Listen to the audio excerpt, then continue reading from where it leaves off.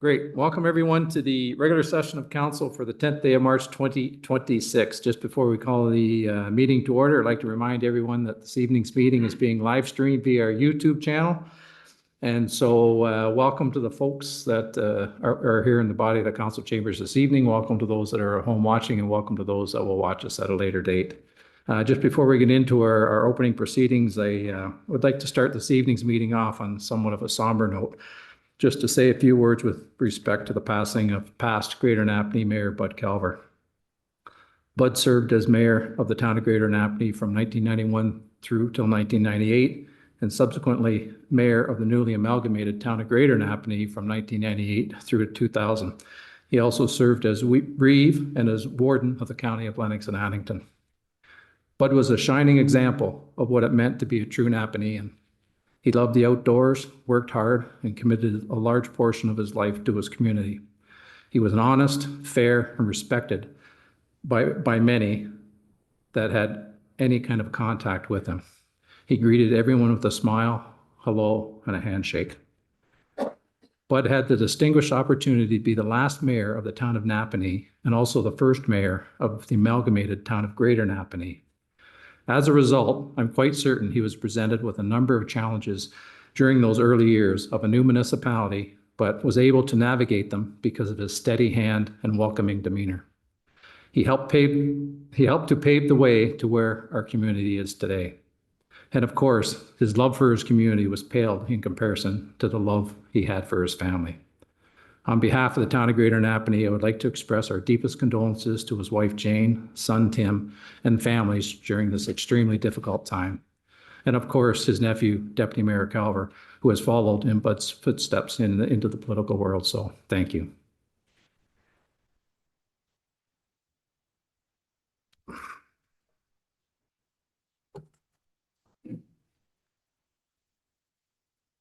We'll now start this evening's meeting with the opening proceedings with our national anthem. So I'll ask those that are in the body of the council chambers to stand and face the flag as we play our national anthem.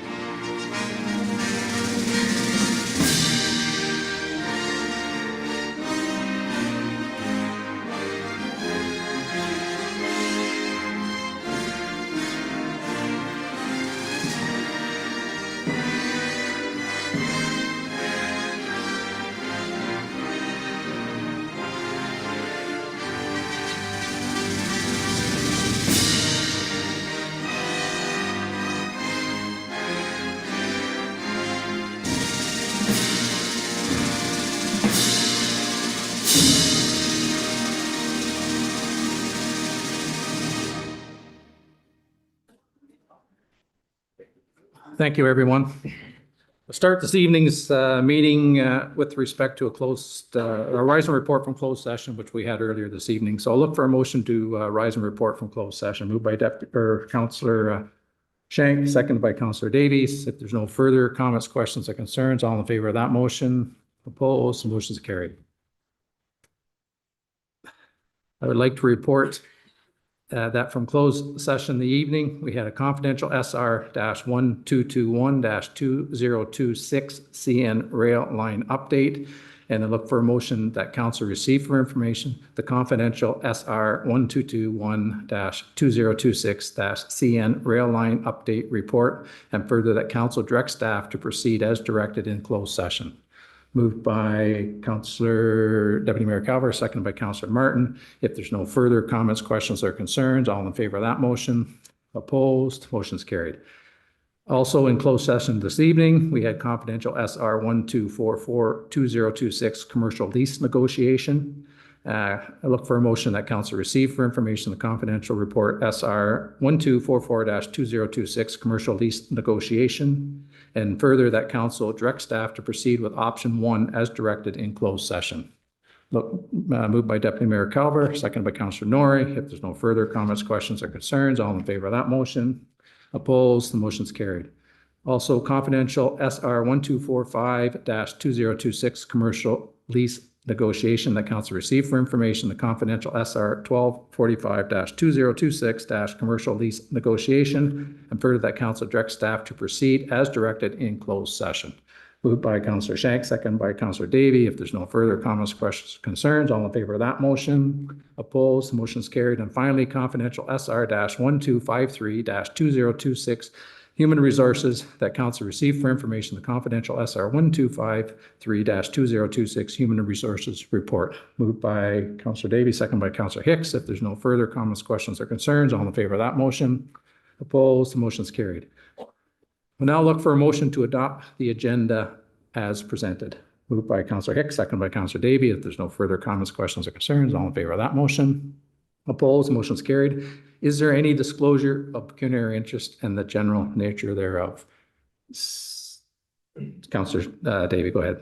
Through you, Mayor, I'll just make note of a conflict declared on item 6.1 in closed session, and I was removed from chambers at that point in time. So just like to make that known. Great. Thank you. Thank you, Councillor Davey. Is there any other disclosure of pecuniary interest and the general nature thereof? Seeing none, gets us into deputations. Scheduled deputations. This evening we have a scheduled deputation from Hydrostor with the results of the public consultation and technical studies. So this evening in council chambers we have Shahir Aziz and Nuri Grimes, who will be providing us with some information with respect to how you've made out so far. So come on up, folks. As you come up to the front, there's a couple of microphones that are there. There's a button that says push, and when you push that, the green light will come on. And when that green light comes on, everybody that's watching this evening's meeting will be able to hear you. And when you're done talking, just push the button so that it turns off. So welcome, folks, and we're happy that you're here. And who's going to start this evening? Will it be Shahir? I'll go ahead and get started, and Nari will join us shortly. Perfect. Thank you, sir. Welcome, and go ahead. Yeah, no, thank you for having us, your worship, and councillors. We're very excited to be here today. First and foremost, our sincerest condolences to your municipality for the loss of the prior mayor, and our condolences to Brian Calver as well. So to kick off, as you guys are aware, Hydrostor has been in front of council talking about our Quinte Energy Storage Center over the past couple of years, and we are moving ahead with the project towards requesting a municipal support resolution over the next few weeks. As a reminder to that, today we wanted to provide you an update on the project, as well as give you a quick refresher on the project, such that and updates on our technical studies and community engagement. So to kick us off, I just wanted to remind everybody about Hydrostor. So this project, the Quinte Energy Storage Center, is being developed by Hydrostor as well as the Mohawks of the Bay of Quinte. And Hydrostor is a Canadian company based out of Toronto, Ontario. We've been around for almost 15 years, and what we focus on is providing energy storage, specifically long duration energy storage. And this is energy storage that helps increase the reliability of electricity grids. To provide this long duration energy storage, we use our own proprietary technology called advanced compressed air energy storage. So we use compressed air to essentially as a form of energy storage. And we've been successful at this by deploying an operating plant in Goderich, Ontario currently, as well as 2 late-stage projects, one in Australia and New South Wales, and another in California, which should be online by the end of this decade. We are backed by Goldman Sachs, the Canadian Pension Plan, and Canada Growth Fund, and our real focus is to help the world move forward with additional reliability on the electricity grid with long-duration energy storage. Now, as a reminder of the technology, the way our technology works is that you take air, you compress it underground into a purpose-built cavern when you have excess electricity on the grid, and when power is then needed on the electricity grid, you let that air out of the cavern, and then you generate electricity through that mechanism.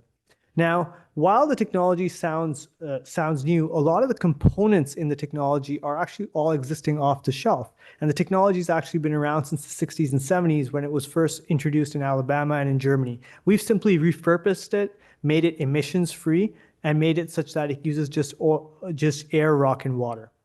With the technology, we're able to provide this additional reliability of long duration storage that the grid can utilize. And we also are able to provide an asset that's 50 plus years. So really a long life asset.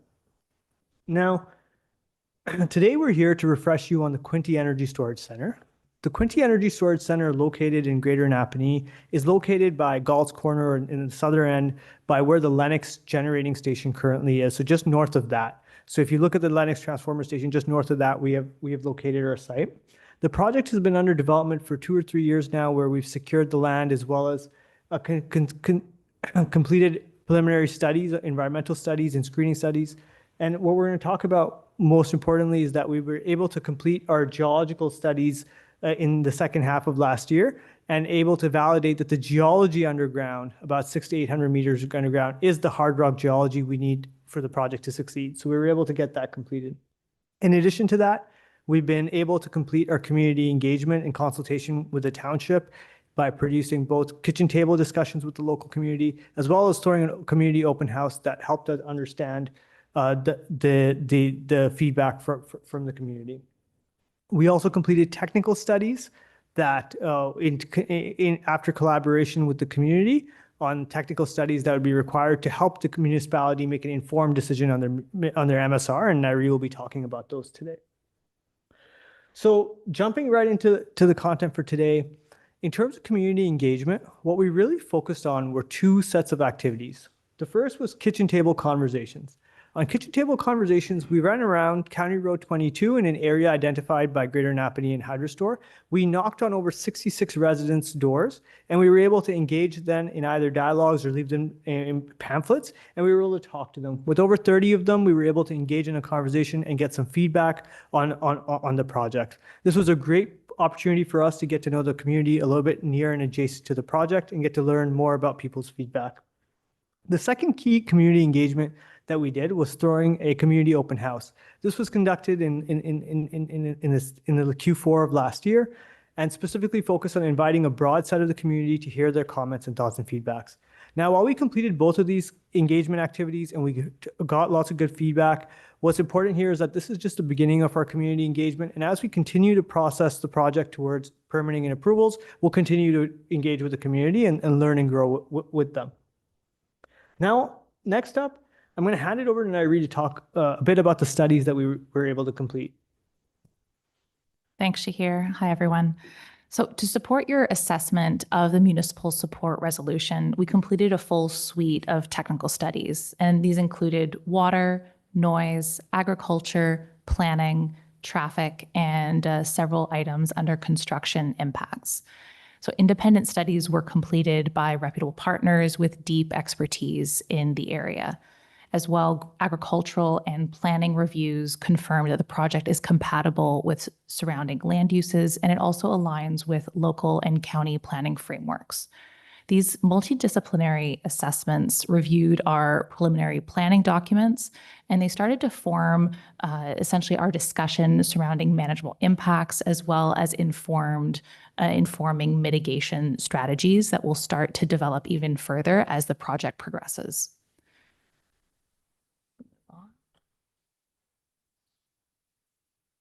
Perfect. Thanks, Shahir. So building on the earlier overview of our technical studies, the slide highlights the detailed findings from each discipline, all of which were completed by independent experts, like previously mentioned, with deep expertise in the region.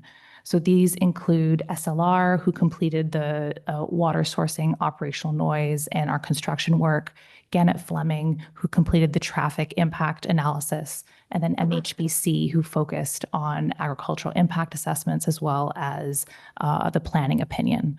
So first, regarding the water sourcing and groundwater, the project will use water drawn from Lake Ontario via a pipeline, both for the reservoir and for construction based on our preliminary designs. So this means that we are not expecting to draw water from groundwater sources. And based on the hydrogeological conditions and our construction approach, the studies concluded that we do not anticipate any impacts on local wells and groundwater systems. And this is really due to the sourcing that I previously mentioned.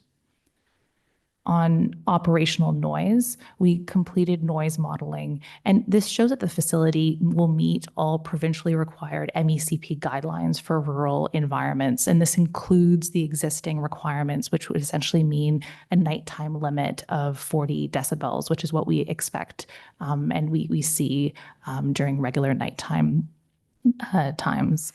Now, with the mitigation measures incorporated into the design, we don't anticipate any noise or vibration impacts at nearby noise receptors. And this was something that was important to us throughout the study as we planned our mitigation measures, ensuring that homes surrounding the project site remain protected. On controlled detonation and excavated materials, cavern construction involves controlled underground detonation.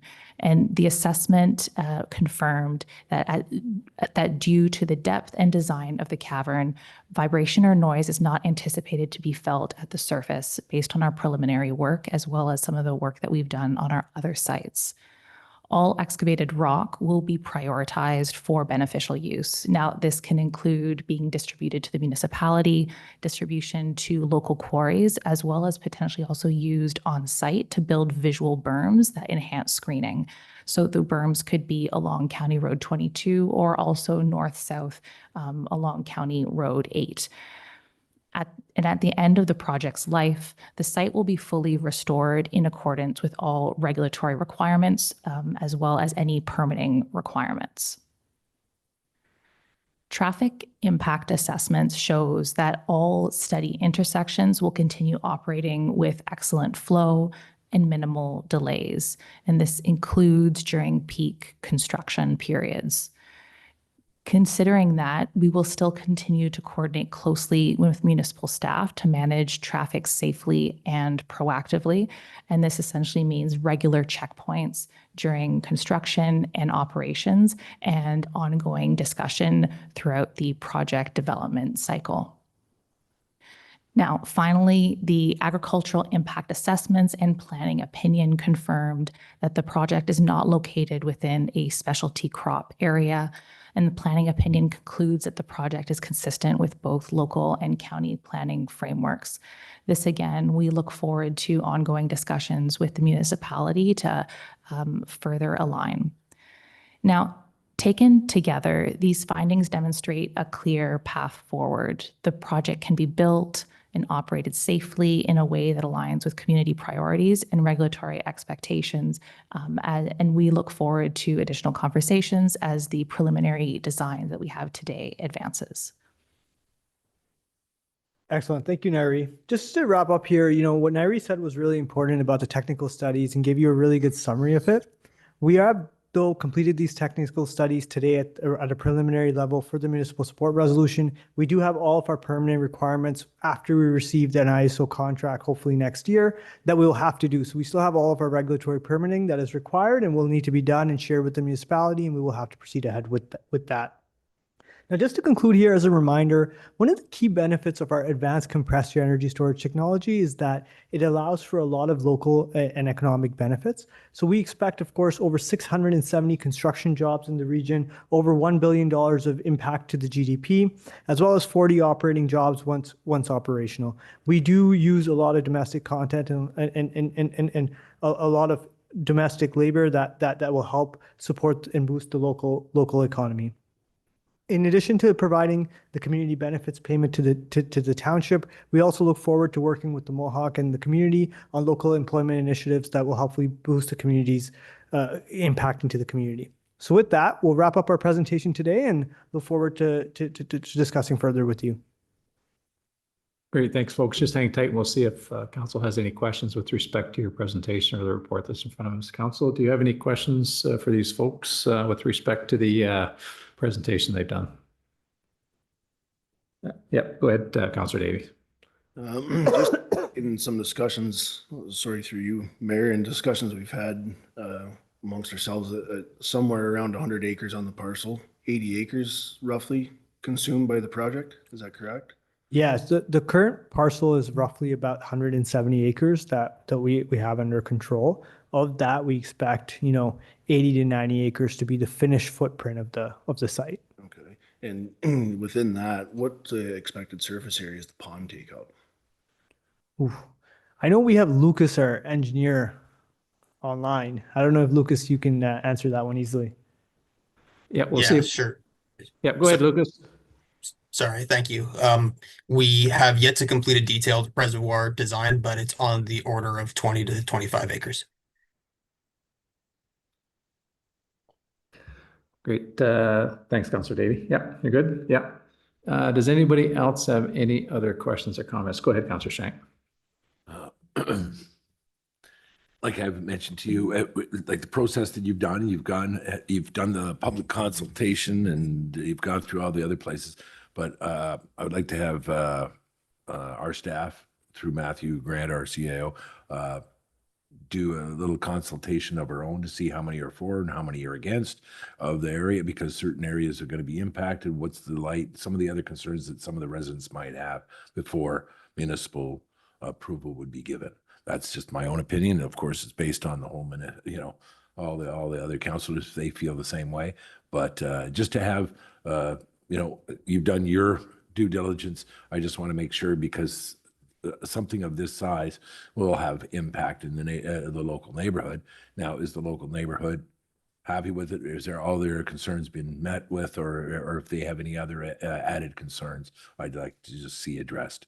So that's what I would say to Matthew, unless Matthew has any other comments on something like that. But that's what my only concern is, and I just wanted to be upfront and honest with you guys.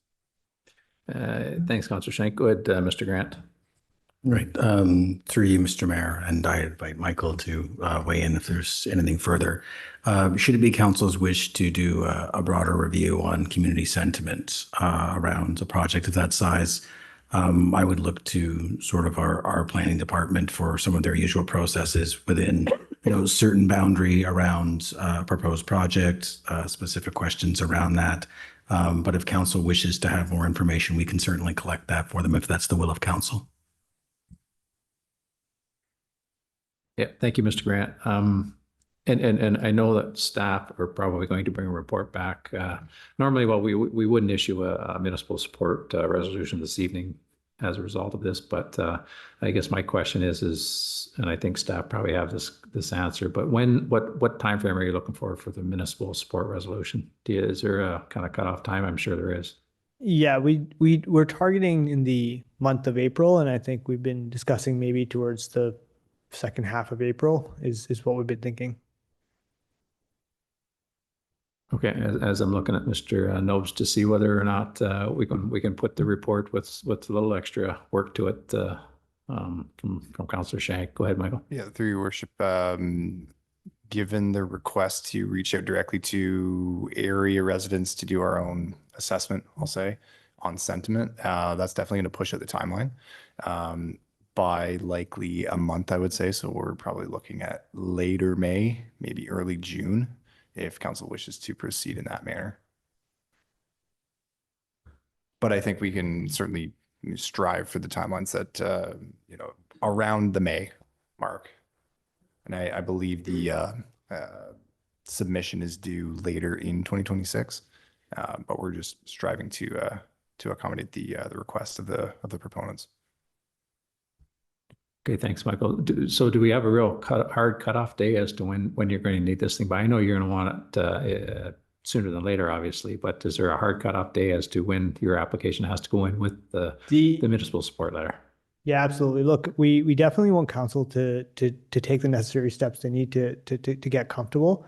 At the same time, we have a bid due October 1st is the date that the province has set, and we have a lot of internal there are a lot of processes internally that we need to manage before that to make sure our investors and everybody has comfort in submitting a bid. So that's why we were targeting that April. But if council would like to proceed with additional diligence, then of course that's something to do. I think our only ask is, if there's any feedback a community has or people want to say, we'd love to chat with them as well and be able to see where, if we weren't able to voice out and hear out people's concerns, we would take that into consideration. As well as, I want to just, council already knows this, and Michael, of course, he knows everything, but like, is a reminder, like the MSR is just the first step towards the ISO's procurement process, and that there is a full, EA and permitting, in which case the community also gets a chance to impact. So welcome the idea from Councillor Shank. Would love to talk to anybody who's totally unhappy and go from there. Yeah, okay, and I thank you, sir, for reminding us that this is merely just the first step in a line of many steps that have to be looked after before any of this comes to fruition. So thank you for reminding us of that. Michael, we can task you with, and I'm not sure I can give you a direction tonight, but can we task you to do a little more due diligence when you submit your report with respect to the neighborhood, or I'm sure you'll have a plan for that. Yeah, through your worship, just have to think on the methodology of how we're going to solicit this information from the area residents, whether that's, we'll work in concert with communications closely to determine what the most appropriate avenue is, but it's going to just add time to the overall staff review and development of staff report and recommendation ultimately. Okay, and obviously, I mean, with that work, I mean, we'll forward that information on to the folks from Hydrostor if there's any concerns that we've deemed as something that should be addressed, I would guess. Yes, Your Worship. So if anything comes up that's glaringly obvious that needs attention of Hydrostor, we would certainly include them in that correspondence. Great. Councillor Hicks, I see your hand up. Thank you, through you, Your Worship. You mentioned your investors, excuse me, and I know it takes time, and an investor wants every T crossed and I dotted and proper punctuation. And I would be willing to bet that it's not just the IESO that's looking for the municipal support resolution, but it's also your investors who you have to have lined up before you go to the IESO. Is May going to affect that? Because that effectively only gives you, we'll say, 4 months before the fourth quarter.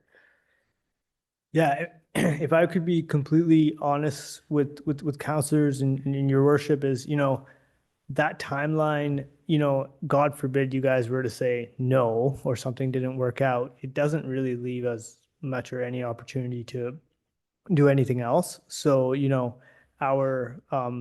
our recommendation would be for it to obviously be as reasonably possible, but I respect Councillor Schenk's recommendation, and if there's something additional you guys would like to do, let us know if we can help in any way, and happy to see how we can make this work in May. Thanks, Councillor Hicks. Go ahead, Councillor Shank. So the way I look at it, of course, a lot of the ratepayers talk to me, being their local rep. I've had a lot of pros, but I've had some not sure, and I've had some definitely. So the point is I'm looking at it this way. If I have to live beside, power generation that you're doing here for 50 plus years, I'd like to have an extra month taken in saying, you have my say. I don't want to get to the 11th hour, then them say, I have a lot of residents come up and say, hey, there's no friggin' way I want this near me. So, but if you can mitigate a lot of those concerns, or then you've done your study, we've done our study to find out exactly what it is too. All right. Because out of the 66, there was 30 and only 32 went to the open house. You know what I mean? Wow. How many people have talked to me since then? But you've advertised it. You've done everything in your due diligence. You can't beg somebody to show up. All right. I'm not saying anything against you. I'm just covering all the bases to make sure that everybody was informed, everybody had their chance to say yay or nay. Then we've compiled our own stats as well as your stats, and then we can make an informed decision. For that, we'll definitely go for the next 50 years, hopefully, if everything's okay with the IESO and all your studies have been approved. And I think just to conclude here, the we'll certainly let Michael and the team take this away. But if there's, again, if the town would like, we would be more than happy to do also another open house in this time period, if that is something that would assist you guys. But we'll let you guys decide what's best, and we can go from there. Yep, thank you, sir. And I think that's probably not a bad idea. But I'll tell you what, we're going to let you work with Michael. Michael's the pro in the room here, so we'll let you work with Michael to see if there's some way that we can engage the public, just as a sober second thought, I guess, just to ensure that everybody is aware of what's going on here. Everybody is aware of why it's going there, where it's going, and those types of things. So I think we can leave it with you and Michael to work through that. But I know Mr. Grant has some comments as well. Go ahead, Mr. Grant. So through you, Mr. Mayor, certainly we can work with the team, and I think it would be a matter of intense communication, likely some form of survey that allows people to provide their perspectives, so we can get a bit of an objective view with people answering the same questions. That would also allow us to meet some timelines. It's the mechanics of that we want to look into, but we'd also want to make sure that the sentiments that we're collecting both gauge level of information people have received and their understanding of the project, and not just necessarily their thoughts on development in general. But we can certainly take that away, and we believe we understand what council's looking for. Great, thank you. Thank you, Mr. Grant. Thank you, Michael. Thank you, Michael. Is there anything else? Madam Clerk.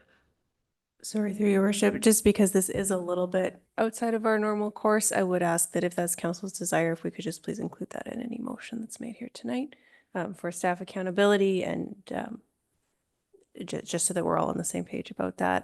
Potentially that council is directing staff to conduct an additional survey with area residents about this project as part of any staff report on that municipal support resolution.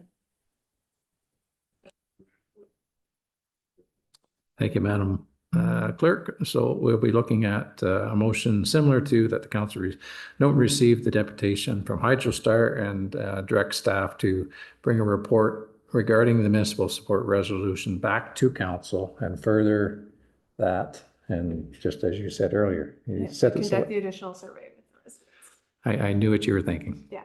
Does that work for everyone this evening? Yeah.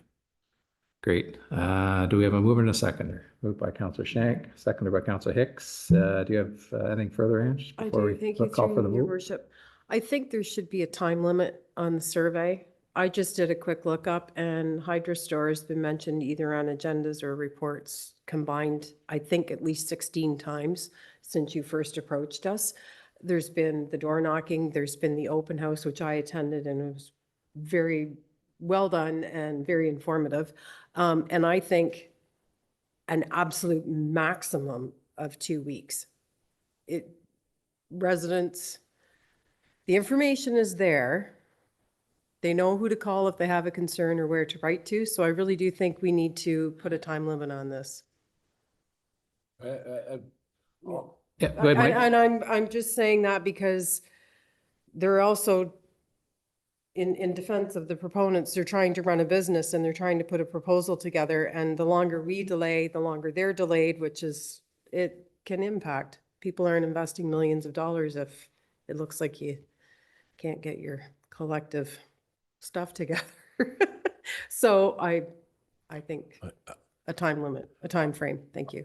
Yeah, go ahead, Mike. So all I would refer to is the CAO and Michael.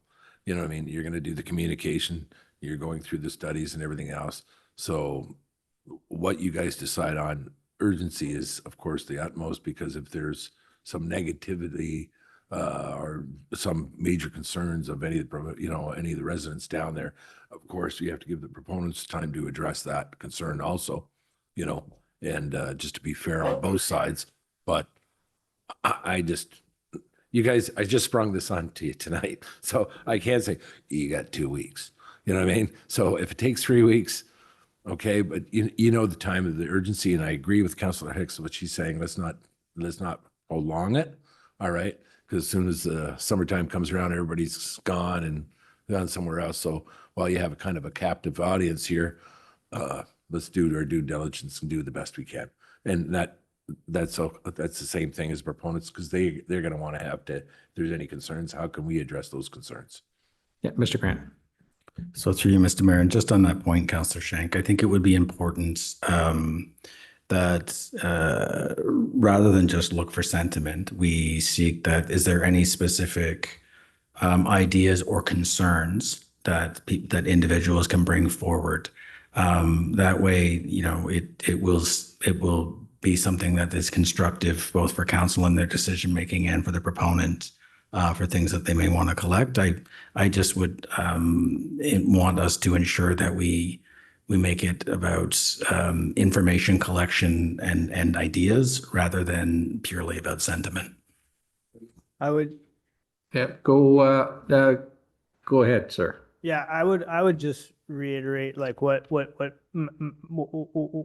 Matthew Grant just said is really important, that, you know, we're at such an early stage here today with the project. There's so many steps to go in the process.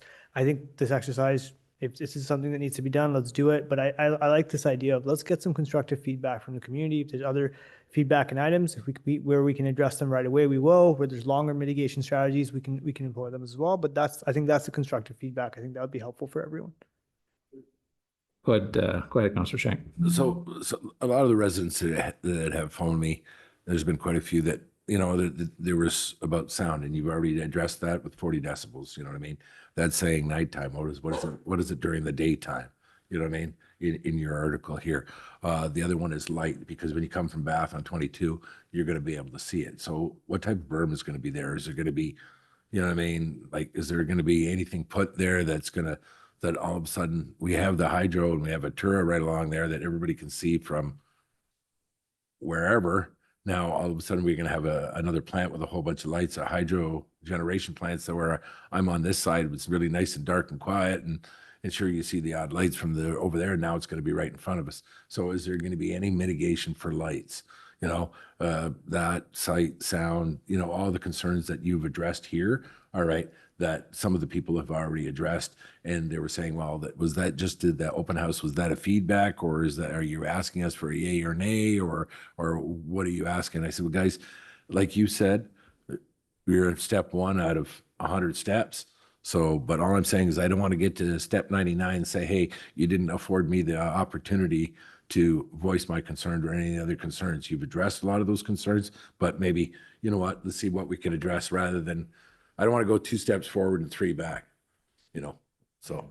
No, look, we appreciate your concerns. We will work with Matthew Grant and Michael, of course, and to address this, and hopefully we can get this done sooner.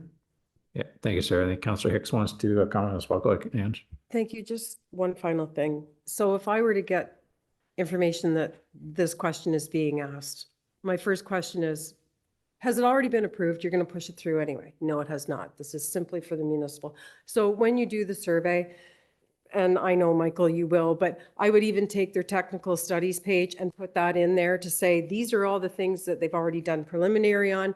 Nothing is approved until they meet MECP and environmental concerns, et cetera. So the people know we haven't approved it already, and that further approvals are required before you can even put a shovel in the ground. So just like put a lot of the concerns to bed before they even have to ask the question, for those that care to actually take the time to do the survey. Thank you. Thank you, Councillor. That's great feedback from our perspective. Thank you. And so I don't need a friendly amendment. No, that was going to be my question. Are we good with respect to what the motion that's on the floor? And I think we do have a mover and a seconder. Yeah. Is there anything further that anyone would like to add? Seeing none, we'll call for the vote. All in favor of the motion that's on the floor? Opposed? Motion carried. Thanks, folks. I'm sure we'll do our due diligence and get back to you in a timely manner. So thank you for coming, and it's always good to hear you and see the progress that's happening there. So thank you. Thank you very much, everyone. Thank you all for your time. Really appreciate it. Okay, deputations on the agenda. I don't believe we have any. Correspondence items on the agenda. I don't believe we have any. Unfinished business, I don't believe there's any unfinished business. That gets us directly into the administrative consent agenda, starting with council minutes, regular session of council, February 24, 2026. Is there anything in those minutes anyone had any questions or concerns about? Seeing none. Committee minutes, Municipal Heritage Committee and Market Square Committee Advisory Committee minutes. Is there anything in those minutes anyone had any comments or questions about? Seeing none, Councilor Martin. Those minutes are capture the meeting perfectly, so I'll just let it go with that. Perfect, thank you. Moving on, correspondence for information items dated March 10th, 2026. Is there anything in those correspondences anybody wants to pull out and have a chat about? Seeing none, proclamation, Green Shirt Day be a donor month. Is there anything with respect to that proclamation anyone would like to highlight or make comment on? Seeing none, boards and advisory committees monthly report for March of 2026. Is there anything in those reports that anyone had any questions or comments about? Go ahead, Madam Clerk. Thanks, through your worship. I just wanted to highlight that we are currently recruiting 4 members for the new Trails Development Advisory Committee. There's an application form on the website. The form is scheduled to close this Friday, end of day. So if anybody's interested and you've been talking to them, please direct them there. And then council will review those applications at our next meeting. Great, thank you. Thank you, Madam Clerk, for the friendly reminder. Growth and infrastructure, Henry Street surplus land classification. Is there anything in that report that anyone had any questions or comments about? Seeing none. Growth and infrastructure, Quinte Conservation Authority letter of support with respect to tree planting. Is there anything in that report that anyone had any questions or comments about? Councillor Shank. My only question is that since the government is going to be restructuring the conservation authorities and you're going from what, 32 or 31 down to 9, whatever it is, and all the members are going to come from the upper tier, this is going to be upper tier's decision. So when is that going to happen, or do we still have a say? Or no, with respect to what we saw today is that's not going to take place. The transition is probably not going to take place till after the 2026 election. Oh, okay. And so, all right, this would fall within something that we should be dealing with. All right. And just further to that, I know we had some conversations with respect to there's some $50,000 funding that they were looking to get this. We don't have to pay that $50,000. We just provide the letter of support, and then it'll be up to the Conservation Authority to find some donors with respect to that $50,000. Yeah, I think I could see where you're going with the mic. So this is just sort of to get this thing off the ground, and then they'll find the funding for it subsequent if they're fortunate enough to get the granting. So, is there anything else with respect to the tree planting? Seeing none, and the corporate cell phone policy update. Is there anything in that report anyone had any questions or comments about? Deputy Mayor Cower. Thank you, through your worship. This keeps coming up every time we turn around. There's another policy for cell phones, another policy for cell phones. I'm starting to get a little, I don't know. We have our employees, we give them a phone, and then we're coming up with all these policies and procedures, the do's and the don'ts and the can'ts and the won'ts. But yet we want to be able to get a hold of our key employees at 2 o'clock in the morning or 9:30 at night or whatever. We keep putting more and more of these restraints on it. People are just going to come 5 o'clock, turn their phone off, and that's going to be it. I personally, I like alternate option implications number 2, that council will not approve the update policy and this time and continue operating under the existing framework. But that's my opinion. Thank you. Yeah, I don't think Dave's here. So go ahead, Mr. Grant. Yeah, maybe you can shed some. Oh, is he? Oh, sorry, Dave, I didn't see it back there. Did you want to comment on it, or do you want Matthew to comment first? Okay, go ahead, Matthew. So through you, Mr. Mayor, to the Deputy Mayor, I can understand the sentiment. There are specifically to calling individual employees after hours or early in the morning. We're actually legally not allowed to do that with the right to disconnect legislation from the Ontario government, unless they're like on call or it's a dedicated emergency. And I would say there have been certain circumstances where people might go on leave or long-term disability or those sorts of things. And there was a lack of guidance on what is supposed to happen with their device, including, access to their particular email or phones, and when we're not supposed to be contacting them, those sorts of things. So it's a level of guidance that we were looking for in that. But I'm happy to have Dave or Holly weigh in if there's anything else that you want to add that you think I may have missed. Yep. Go ahead, Mr. Nicholson. Did you wish to add anything further to what Mr. Grant has already said?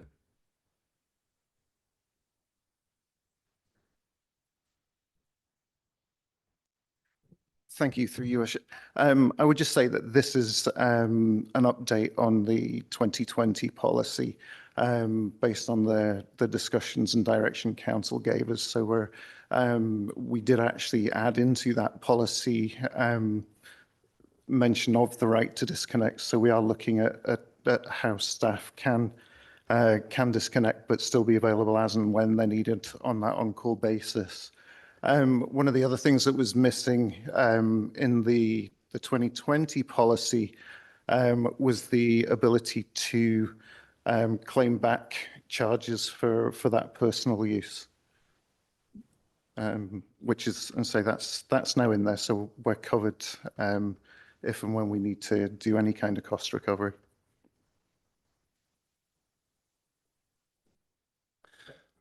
I think Madam Clerk wants to weigh in as well. So go ahead, Madam Clerk. Sorry, through your worship, just one additional major piece that was added in this policy is the MFIPA obligations with respect to these devices. And those are legal obligations that will exist whether or not we have a policy that says so. And one of the goals of this policy was to make sure employees were informed and signing off that they understood that at the time that they were issued a device. Because whether or not we adopt the policy, that freedom of information application is still going to apply and is still going to be a risk for anybody that chooses to only have one cell phone for personal and work. Thank you, Madam Clerk. Deputy Mayor Calver. Thank you. Oh, sorry about that. Didn't hit the button good enough.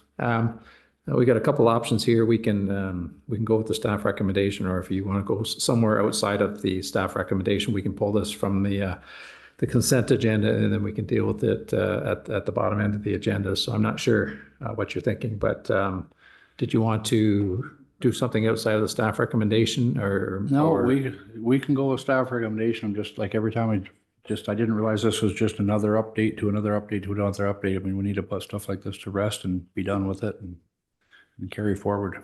Thank you. Okay, so if you're good with that, then we'll just leave it included in the consent agenda. Sorry, Councillor Hicks. Thank you, through you, Mr. Mayor. So my question is to either Holly or Dave or both.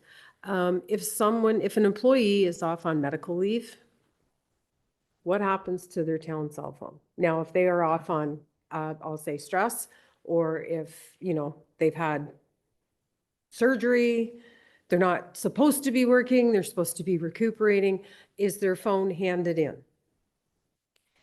Through your worship, thank you, Councillor Hicks, for the question.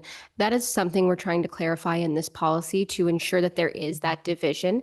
To date, we haven't had anything policy-wise to direct that conversation. Okay. There is a difference between someone who is on a short-term leave, which is like 15 weeks or less, where in that situation, they would be able to maintain their town device unless at any point it was extended past that 15-week point.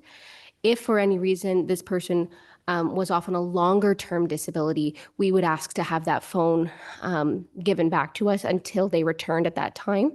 But we would give them that barrier, that buffer period in order to get a personal device so they aren't without a device at any point. It also helps give us clarity for when terminations happen, for when retirements happen. It just helps set those boundaries for us so we have a very clear direction on what to do going forward. Okay. I disagree with the 15 weeks because if you are mandated by your doctor to be off on short-term disability, if that is for 15 weeks forward, whether it be a mental health issue, your child is sick, the last thing you should have in your possession is a device where you're tempted to check or you're getting office gossip, whatever. Sorry, because I've been there and I've done that and been contacted. Thank you. Thanks, Councilor Hicks. I got hands everywhere. So Mr. Grant wants to comment as well as, yeah, go ahead. Go ahead, Ollie. Thank you, through your worship. Sorry to button line. I apologize, Councillor Hicks. I didn't clarify. Because we are the owners of the devices, we can lock their access to their emails and to their teams. We can turn that off while they're away on leave, so they can still use it for personal reasons, but their work access would be cut off. Thank you. That answers my, yeah, my apologies. I mean, because I have both numbers on one phone, and if I were off, I would fully expect that I would not have access to town information. So thank you for clarifying. That was definitely a important distinction. Thank you. Thanks, Ollie. And you've moved Mr. Grant away from the microphone, so thank you. So is there anything else? Deputy Mayor Cower.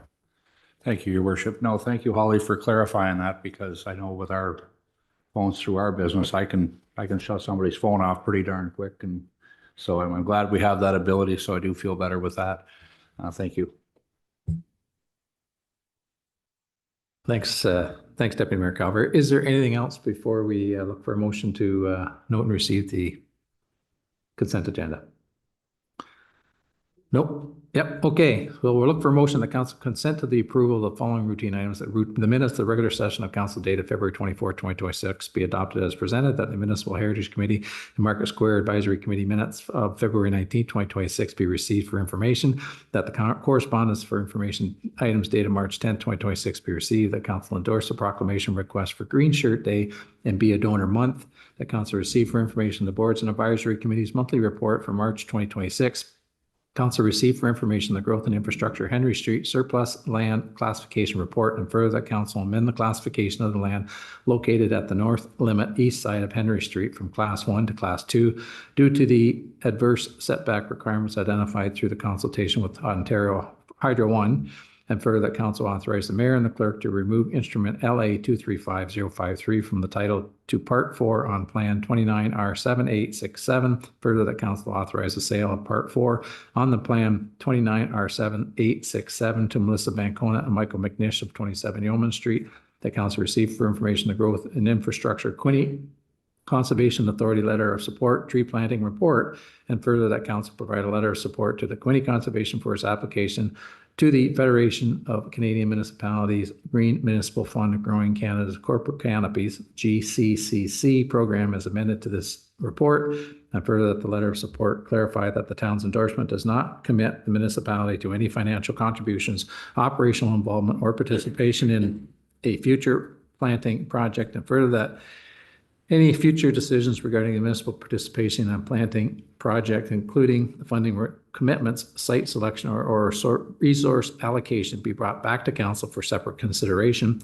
That council receive for information corporate cell phone policy update report, and further that council approve the updated corporate cell phone use policy, which modernizes the town's framework for the use, assignment, use, management, and oversight of municipal mobile devices, clarifies expectations related to personal use and cost recovery, aligns with legislative and internal policy requirements, including the right to disconnect, and introduces a formalized annual assessment process. Moved by Councilor Hicks, second by Councilor Shank. If there's no further comments, questions, or concerns, all in favor of that motion?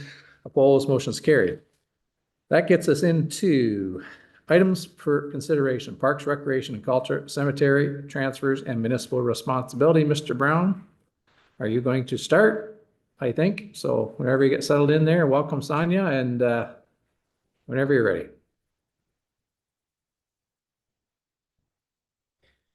Thank you, Your Worship. I will quickly turn it over to Sonia, but this report comes to you as a bit of an update. We are experiencing more and more requests for the municipality to take on cemeteries being transferred from another licensed operator. And so what this report does is outline the procedures that are happening now and starts to streamline the process so that we can act quickly and get them what they need, help them through that process, and ultimately transfer that cemetery over to the town.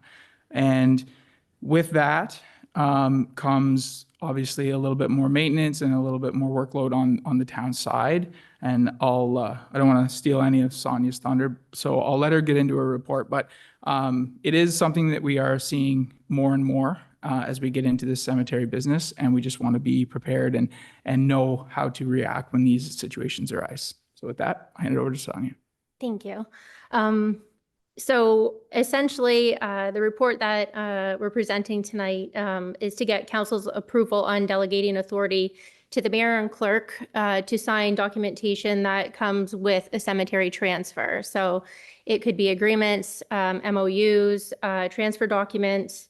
As you are already aware, the town has 40 cemeteries already licensed to us, and we actually have 3 more coming this year. So with the 3 that are coming this year, 2 of them are having, well, one of them is having survey work done now, and that one is just not a cemetery license transfer. That will be a land transfer as well. So when it comes to the land transfer, the survey is done with the third-party group. We don't pay for that survey. But with that, we have to pay the legal fees to have the deed transferred to the town. And then there's also the extra expense to the town with adding that to the insurance. So the unfortunate part is that when these groups come to us and they say, you know, we can no longer look after the cemetery, and they turn it over to the town has all the rights in the world to say, no, we're not taking it. But what happens then is the bereavement authority gets wind of that, and the bereavement authority can then go to the Supreme Court, and the Supreme Court will take us and say, why did you say no? And they can actually force it back onto us with the legal bill. So to cut down on costs, essentially, it would be beneficial for us to understand that when a transfer happens, it can be an active cemetery or one that's not active. But regardless of such, we still have to maintain these cemeteries, no matter how we look at it. So our maintenance is going to increase. We're going to need more staff to help with these cemeteries.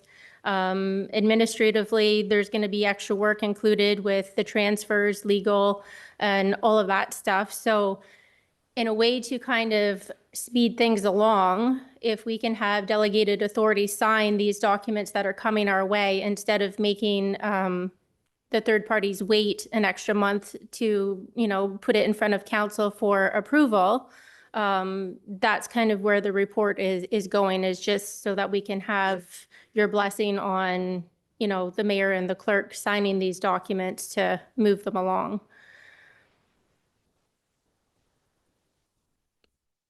Thanks, Sonia.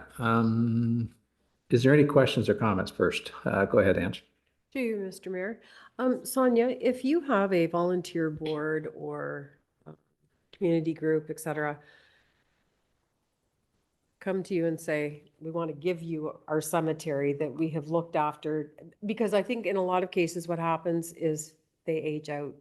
Yeah. And there's nobody that's willing to take on the responsibility, because if it's an active cemetery, that group or that board still has to deal with the BAO, which is a lot. So if there's money attached to the cemetery that they're asking, can it be mandated by the group that's handing over the cemetery that any monies that come with it are strictly spent on that particular cemetery?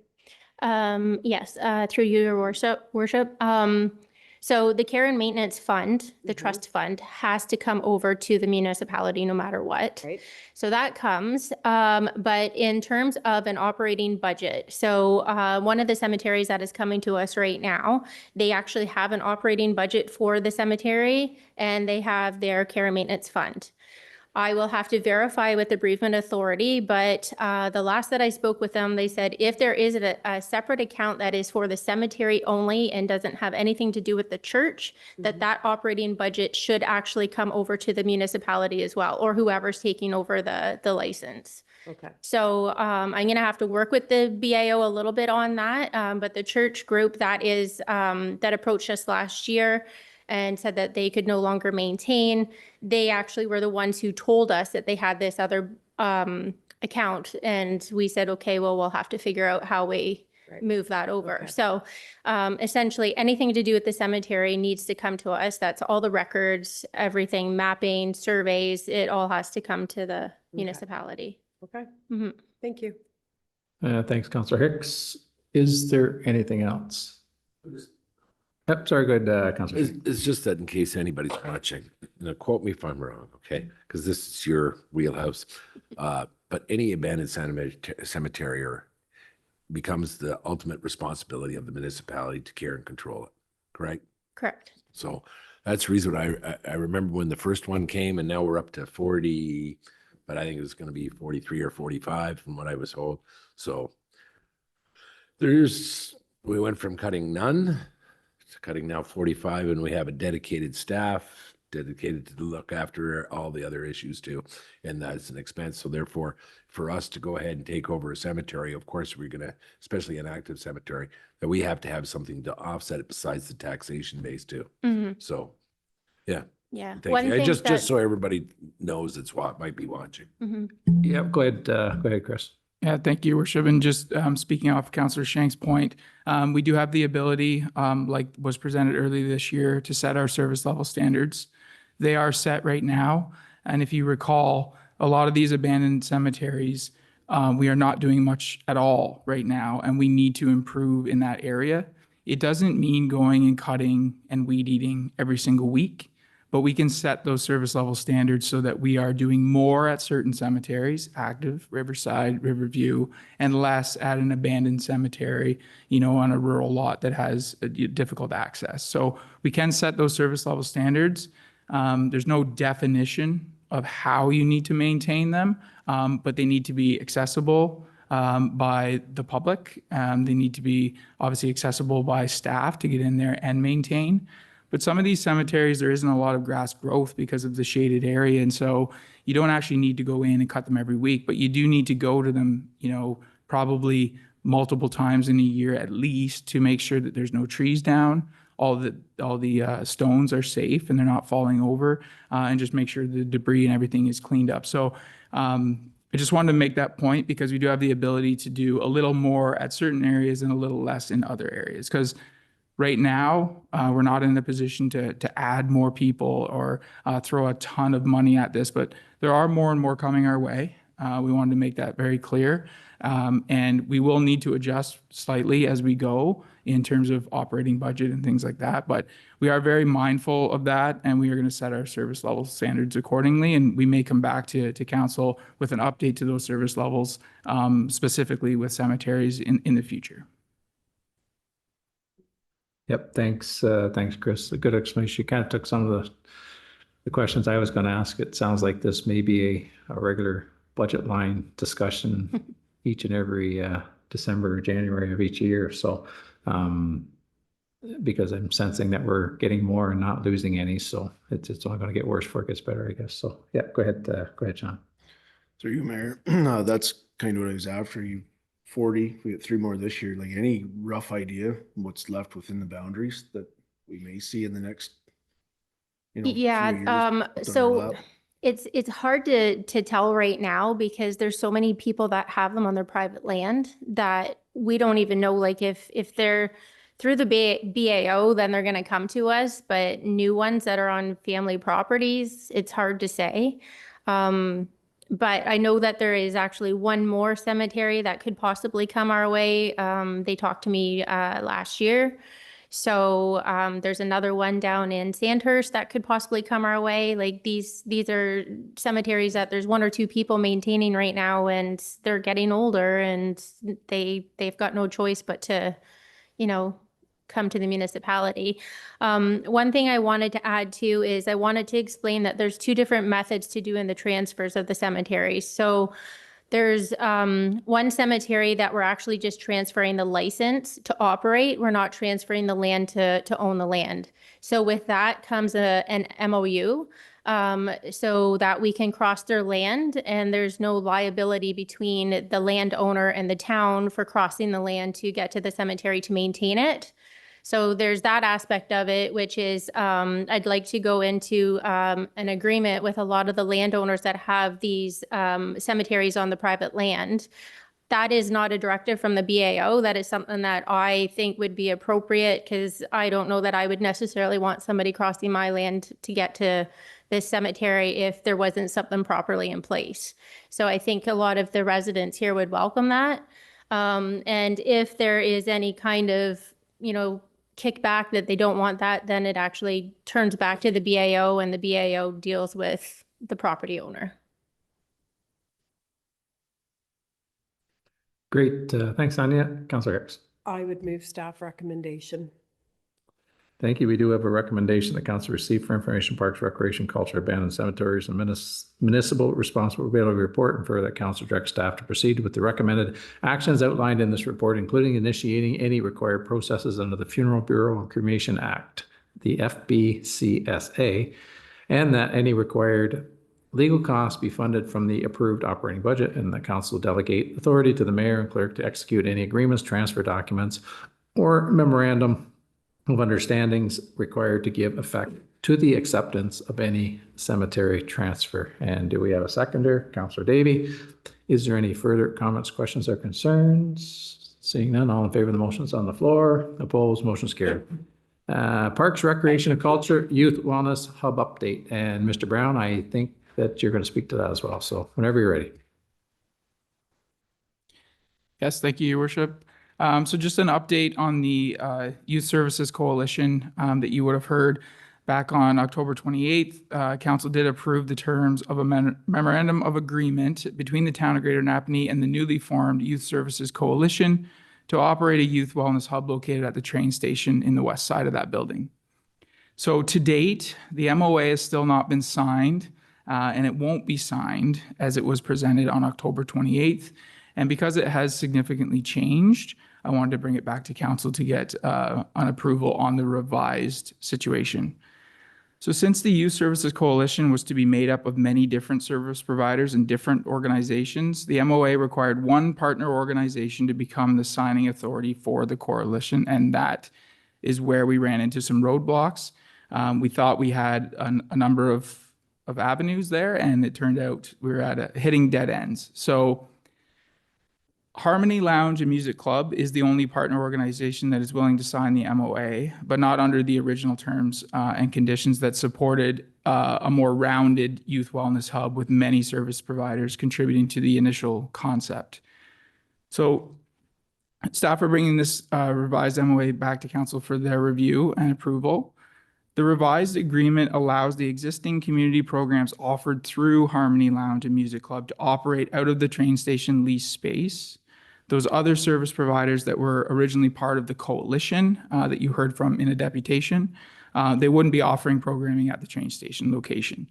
The Harmony Lounge and Music Club is a program that used to run out of St. Mary Magdalene, and they have the diocese to sign over. So as part of their talks, they are willing to sign the MOA to be in the train station and offer the community music program, but they're not willing to sign on behalf of other organizations. And so other than that, some language changes to take out reference to the Youth Services Coalition. The general terms and conditions of the agreement are the same. There's obviously different signing authority, and then Harmony Lounge and Music is the ones that are going to be running the program, paying for the program, staffing the building, all of those things. So a lot of those questions that were answered in the original MOA are still the same. One big difference here is the revised agreement expires on June 30th, 2026. And any future use of that train station beyond the expiration date is subject to council approval. The reason that June 30th is in there is because the funding that Harmony Lounge has supports them until the end of June.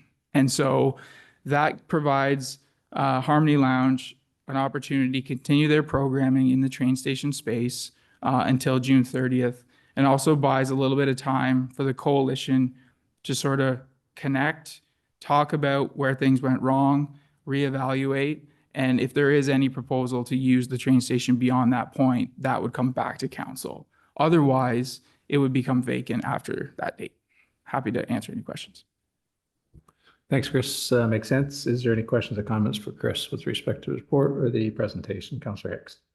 Thank you. Through you, Mr. Mayor. I don't know if anyone from the coalition group is watching, but I feel your heartbreak over this. It's really unfortunate because you had a dream and it was a really good one. And hopefully things can be made happen before the end of June. And having said all that, I would move the staff recommendation to sign the memorandum of agreement with Harmony Music Club and Lounge. Thank you. Great. Thanks, Councillor Hicks. We have a recommendation that council receive for information, parks, recreation, culture, youth wellness hub update report, and further that council authorize the terms of the revised MOA, and further that council authorizes the mayor and clerk to execute the signing of the agreement. We have a mover with Councillor Hicks. Do we have a seconder? Councillor Davey. Is there any further comments, questions, or concerns with respect to the motion that's on the floor? Seeing none, all in favor of the motion that's on the floor, opposed, motion's carried. Executive Services CCTV policy, Mr. Grant, I see you're going to speak to this first, so whenever you're ready, the floor is yours.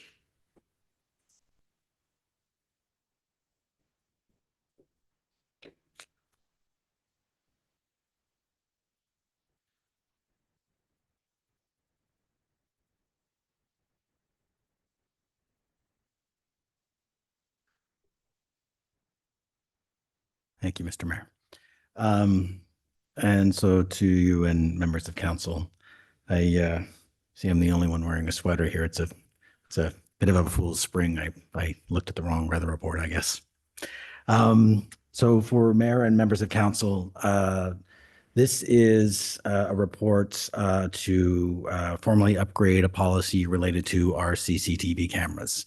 Council will recall that in partnership with the Ontario Provincial Police, we secured some funding to take the number of cameras we had in our community from 12 to approximately 48. After a period of a pilot project, approximately 18 months, where lots of use, lots of learning, lots of collaborations with our partners at the OPP. We think that we are in a position to upgrade that policy now. So the updated policy will not only demonstrate how we can use the camera for our own purposes, also aid the Ontario Provincial Police, but keep in compliance with the Municipal Freedom of Information and the Protection of Privacy Act. So for council's awareness and members of the public, the Municipal Freedom of Information and Protection of Privacy Act, known as MFIPA in municipal circles, is the governing legislation for us. And so for the purposes of the cameras themselves, we have the ability to place cameras in various areas in public spaces. You'll notice that the report also recommends increasing signage to make sure that people are aware of that. But for our purposes, the most important thing that we have to take responsibility for is for records containing personal information. By the definition of privacy legislation, video recordings that take an image of someone's likeness constitutes legally a record with containing personal information, and therefore we have to handle that with care under the Act, the same as we would with someone's banking records, someone's personal information on their credit cards or checking accounts or whatever else, what other information they might give us, falls under the same legislation. So the policy itself, as guided in MFIPA, would only have authorized staff having access to camera records, and only for a good reason. Live viewing would rarely if ever be used, and only upon the completion of a privacy impact assessment. In addition, you'll note in that policy that it is not our intention to use facial recognition technology. You'll see in a variety of policies across the province and the country, these get updated regularly because technology is changing that quickly. I would anticipate within a year or two, we'll be back to talk about artificial intelligence. It's just, we need to stay on top of that. So, you know, the policy speaks to that if and when we ever had whatever need for facial recognition use, that is a decision of council, and it is done only after a privacy impact assessment. And candidly, I don't see staff asking for it. But that is something that is put in to the policy. Now, in particular, MFIPA gives municipalities a responsibility and the ability to provide records to law enforcement under very specific circumstances. So by way of overview, if law enforcement were to set up their own cameras and record specific areas, they would need a warrant to do that. Municipal Freedom of Information Protection of Privacy Act allows us to provide records, video records to law enforcement under very specific circumstances. And it is prescribed in the Act. If I'm not mistaken, it's specifically Section 32. So we can provide records to law enforcement. One, if we get a warrant, we can hand it over. If we're presented with a request for information that focuses on an existing investigation, and law enforcement is looking for records to aid in a very specific investigation, so it has to be specific and not just helpful, we can turn it over. Or if we, say, for example, notice damage to some of our facilities or equipment, and we had cameras in the area and looked at the footage, we have the ability to turn it over because there would be reasonable expectation that a crime has been committed and that we can turn that over to law enforcement. So when you look at the policy itself, the key changes, you have identification of which video records this policy covers and which it doesn't. So this particular policy as it stands would not cover the cameras in our vehicles. Our CCTV cameras are focused on public property and not private property. They are specifically angled and designed not to capture people's personal residences because, you know, there is an expectation of privacy by law on your private property. There is not an expectation of privacy on public property. It still means that we would have to treat records and personal information in a very specific way, but it is that provision of legislation that will put cameras in public places. Our vehicles will necessarily take pictures of private property at times. An example I'll give you is a fire truck, right? So a fire truck has a camera in it, also has GPS in it. And if they're going to a fire, they may capture someone's personal residence or individuals or anything else on property that is private, therefore falls under different legal expectations. So it's not included in this.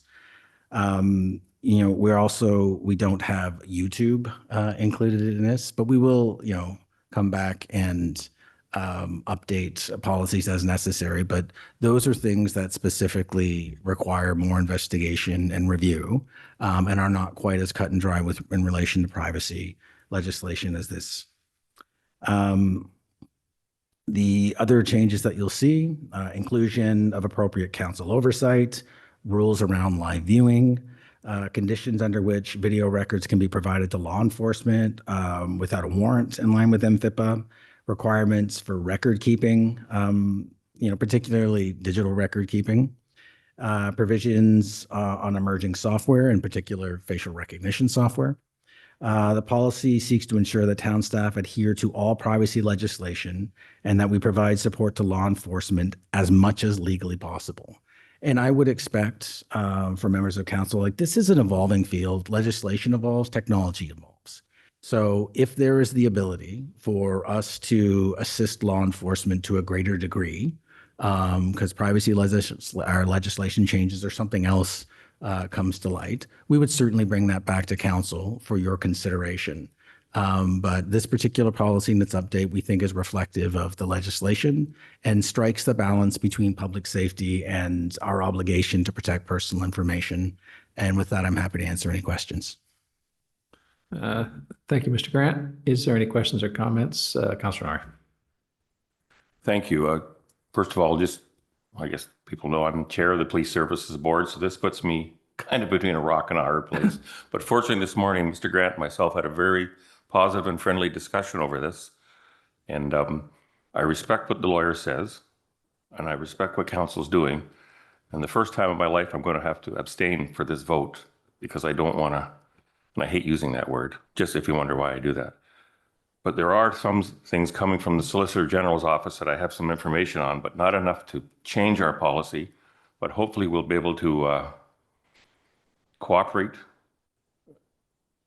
in a more fast and positive way, because it's the public safety. That's right in the Solicitor General's definition of what it is, the safety of the public. And we have a meeting March 26th, we'll be discussing it. So that's why I'll be abstaining, and I will respect what our lawyer said and what council is doing with this for now, and hopefully we can maybe get some other changes. And as we get them, I will make sure you have them. That's all I have to say. Thank you, Councillor Nori. Is there Councillor Hicks? Thank you, through you, Mr. Mayor. I would just like to clarify for anyone watching, because it didn't get mentioned, and I think it's important, that the records are only kept for 30 days and then they're overwritten. So nothing is stored to infinity and beyond. I would imagine it's on a monthly, first of the month and the 30th of the month. It starts fresh and then it overwrites. And the cameras, I think, were a really, really good investment. And I think they do a lot. And I think the bigger signs are, which is also part of the report. I think the signage will do a lot, hopefully to deter people from committing crimes or seeing the error of their ways. At any rate, thank you for a great report, Matthew. And I know Dave also helped, and Jessica as well. Thank you. Thank you, Councillor Hicks. Is there Councillor Martin? Thank you, Mayor. We've had this conversation before, but the part I don't like about this is the endangerment to life. Why those cameras can't be used in an immediate fashion if there's an endangerment to life. And I think those cameras should be used to maximum advantage in that case. And this thing of having to get the police to get a warrant, I think it can delay things too. And I'm against it for that reason only. I understand the freedom of information and all this stuff that's going on, people's privacy, but if somebody commits a crime, then I think all their rights are done as far as I'm concerned. There are certain situations that I won't get into them, but I think there should be an exemption for an endangerment to life. That's mine. Thank you. Thanks, Bill. Go ahead, Mr. Grant. So through you, Mr. Mayor. To answer that question, Councillor, I would say that if someone has committed a crime and the OPP come and asks us for the information immediately, we can give it to them immediately because they would have opened a case. In terms of live viewing, the Act also specifically states that unless you are named in legislation, you are not allowed to operate the cameras. We are named in legislation as an institution. The minister's office is named, conservation authorities are named, school boards are named. Law enforcement are not named in the privacy legislation, so we're not allowed to give live viewing to them. And we don't have staffing levels to do live viewing of law enforcement activities, and nor do we have the training to do that, which is why it's not in that. I appreciate the sentiment. And like I said, should we ever get different legislative updates or things that allow us to do that, my recommendation as the Chief Administrative Officer is that we go as far to assist law enforcement as the law allows and no further. I appreciate what you're saying, but I'm still not happy with the situation. Thanks, Bill. Thank you, Mr. Grant. Councillor Shank. So I'll move the staff recommendation for option B and would to go with this. And the reason why for this is that if the OPP enact the laws of the land for policing, so if they have laws to support what they would like and what we can legally give them, please let us know. So I'd love nothing better to work together like you stated. But until that time, our hands are tied, and that's just, we have to follow the rules. Canada's of laws. So I understand what everybody's saying, and I agree with you too, but it's like, why do you have speed limit signs, guys? You know what I mean? Because we have those laws, because some people abuse them. So, but all I'm saying, until we have that law to go ahead and do what we can do legally, then we have to, you know, follow those rules. And hopefully they can come down and give us some rulings and give us some information that'll make your life and everybody else's life that much more easier. Yeah, thanks, Mike. Go ahead, Mr. Grant. And so through you, Mr. Mayor, I will add that this is an ongoing conversation. I meet with a detachment commander regularly. We've had a discussion as recently as last week as this policy was coming forward. Understandably, you know, the OPP has indicated to us that they would like to make sure that they can avail themselves of any technology that allows them to support public safety. And my commitment to them and my commitment to you is that I believe that the municipality should support law enforcement with the use of these cameras as far as legislation permits. Thank you, Mr. Grant. Is there anything else? Seeing none, thank you, Mr. Grant, for speaking police terms when I know you're not from that world, so you did a very good job of that. I think we have to keep in mind that the dictating piece of legislature that allows us to put cameras on buildings and watch our downtown is MFIPA, which is the Municipal Freedom of Information. That's the authority that allows us to do that, nothing else. It's very explanatory, very, very clear as to what it says we can do and what we can't do. And the act itself, it's not, I haven't seen many statutes in this world that allows us to provide video footage to the police without the access of a warrant, but this does. Section 32G allows us to do this. And so the act itself is at least in my humble opinion, is fairly generous, because it's public safety that we're all worried about, but it'll only go so far, and that's what it does. So I would have to suggest that if there's any changes that should be made, it should be made by the Attorney General, because the Attorney General is the governing body that makes the laws of this province. And I'm not so certain that they will, but they could tweak this thing so that it would be more open to allow law enforcement access to what we have. But ultimately, MFIPA is the statute that allows us to collect that information and has very specific rules as to how we deal with that information. So at the end of the day, CCTV cameras, surveillance cameras are going to make our community safer. And they have already. And I think they're a great tool. It's just, I think maybe technology has moved far quicker than legislation has sometimes. So in any event, Councillor Shank has moved staff recommendation, which is that council receive for information the executive services CCTV policy report, and further that council adopt the draft policy as presented, and further that council direct for the installation of additional notice signs for the CCTV program as outlined under option B in this report, and authorize the use of reserve funds for their purchase if required. And do we have a seconder? Seconded by Deputy Mayor Calver. Is there any further comments, questions, or concerns with respect to the motions on the floor? Seeing none, all in favor of the motion? Opposed? Motion's carried. Thanks, folks, and we are now at 8:30, so we can have our designated break, and we'll see you back in 10 minutes.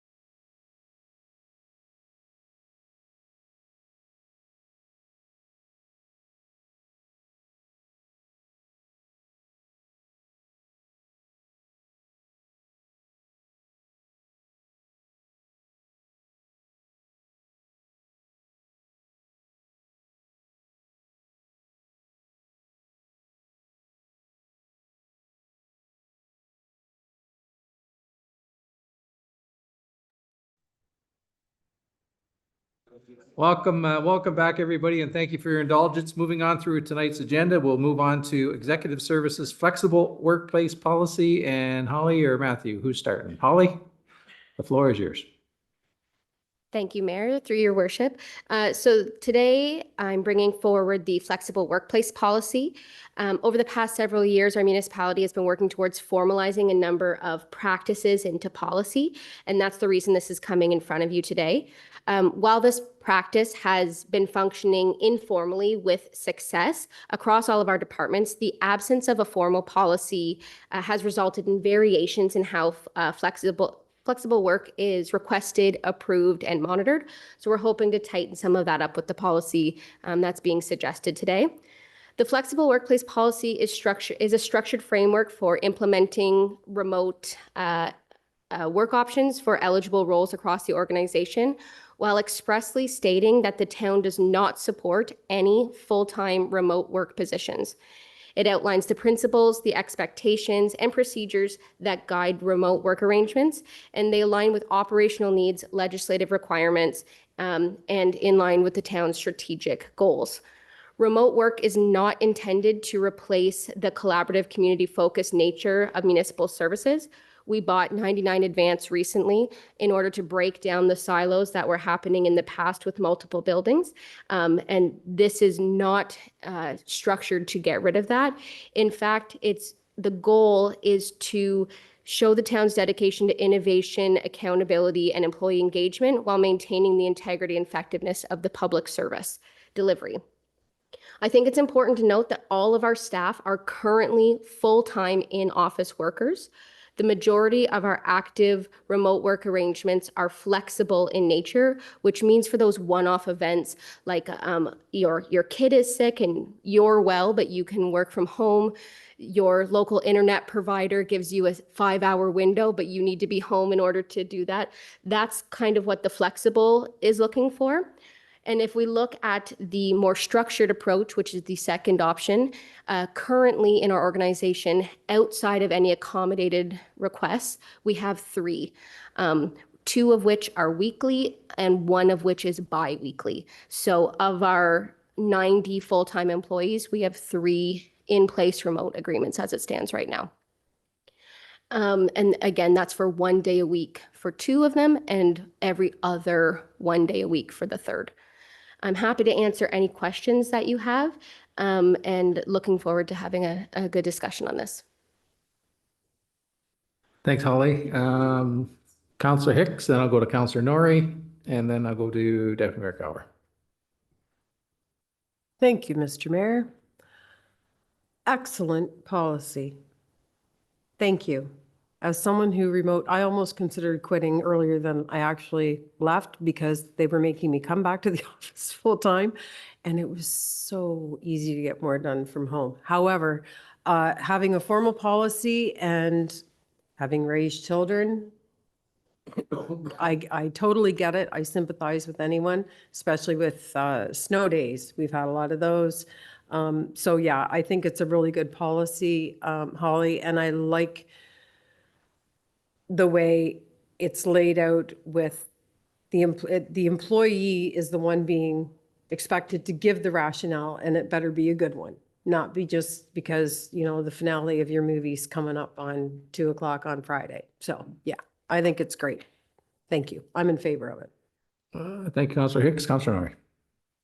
Thank you. And you pretty well hit the points I was going to ask, but as a old school cough, as they used to call us, an old thinking, I had my trouble getting my head around this, but snow days was the one I was thinking of because I even had a couple of neighbors' kids at my house, which is a task at my age, during a couple of them. So thank you. Anyway, you've cleared it up for an old guy, so I really appreciate it. Thank you. Thank you, Councillor Norrie. Deputy Mayor Cower. Thank you, through your worship. Yes, I come into this meeting with a lot of different ideas and points about this, but after having it cleared up, and thank you. So it's just for a one-off. It's not an every week or not going to be a schedule that they're going to be following. This is just a one-off thing, and there's a request form that has to be filled out. So I was a little concerned there when I was first reading through it, trying to understand a little bit clearer that, you know, so no, thank you for doing a great job of explaining it, and let's move forward. Thanks, Deputy Mayor Calver. Go ahead, Holly. Through your worship, to Deputy Mayor Calver, I just want to be clear that there is two different pathways that are outlined in this policy. The first is a flexible arrangement, which is what the majority of our staff take part in currently, which is the one-off days, like the snow days, the internet provider, sick kid, those types of days. But the other is a structured arrangement where it would be something consistent. As I spoke to, there's currently 3 in our organization, and I can say I'm one of those. So I am on a structured work from home agreement 1 day a week. And that would be the second pathway in this. But as I stated previously, currently in the organization, there's only 3 people who have those pre-existing arrangements. And I would hope that it would maintain at that 3 that have a current arrangement. I have no problem with somebody having to take time off or work from home if there's an emergency pops up, but I would not ever support where we're going to have people working from home. Thank you. Thanks, Deputy Mayor Calver. Councillor Hicks. I'm just going to give a little scenario, and Nathan's here, so he can probably back me up on this. But I'm just going to use budget as an example. We all get our budget report, okay? If you've ever watched Ellen go into what's behind what's presented to us with formulas that on screen are about 10 inches long, if she says, all 3 of my kids are in school and I want to work from home, and I will work from home on Thursday and Friday or Tuesday and Wednesday, whatever it might be, in order to not have any distractions or disruptions, if she's preparing the budget and she wants to take 1 day a week at home, I have absolutely no problem with that. Or if Michael were doing a large presentation, or if the chief was working on something, and it was over the course of a month, absolutely, I don't have a problem, because the difference between working from home in dead silence and working in an office is huge. Huge. Especially when you're working with numbers or any sort of large volume of technical data. So I'm just putting that out there that if it can be justified, I have no problem with it. Structured or flexible. Thank you, Councillor Hicks. I think where the difficulty is what you're talking about is the flexible remote work. That's different than the structured remote work, which says I'm going to take every Friday off.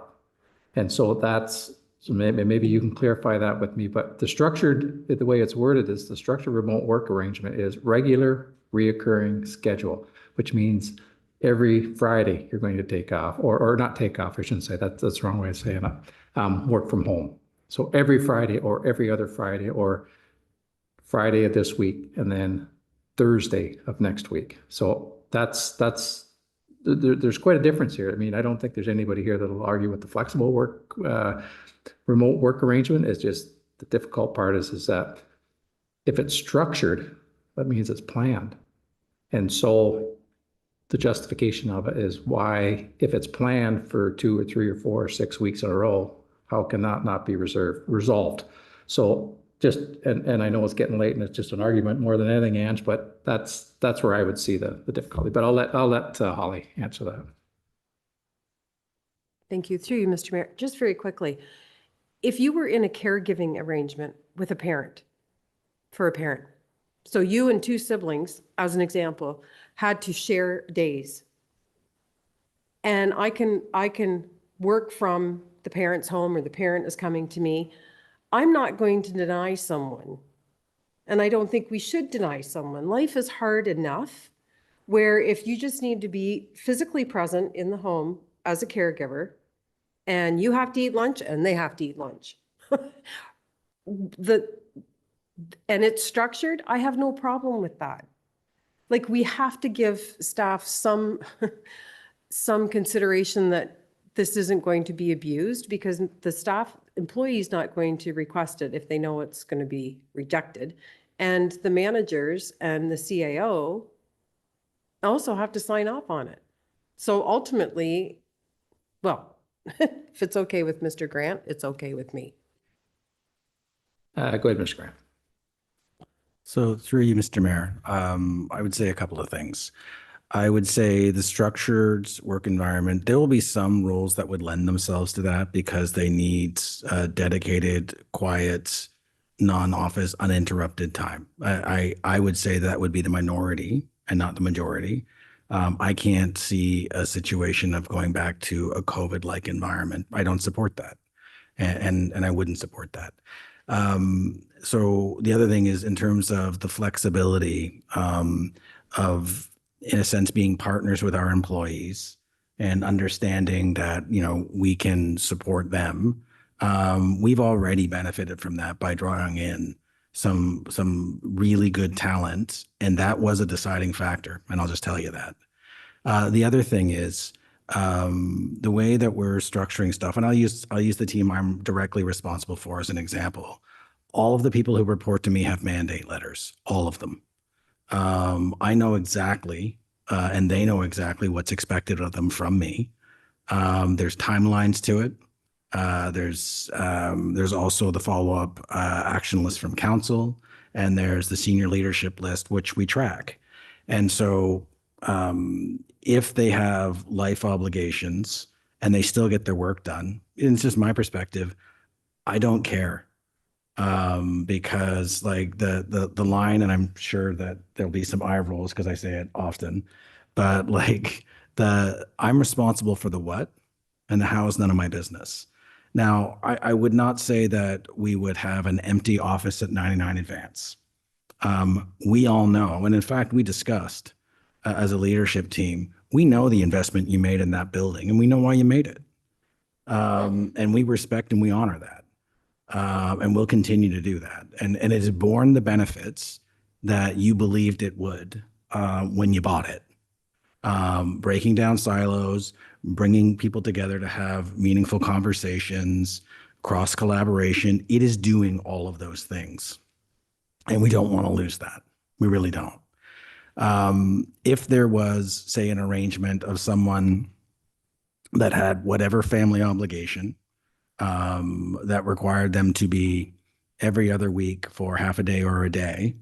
And they were a great employee. And that was a sticking point for them that was between being able to take it or not because of the circumstances they're in. That's what this is for, to be able to accomplish that sort of thing. But I appreciate, and we appreciate that the public sector is swinging to coming back to the office.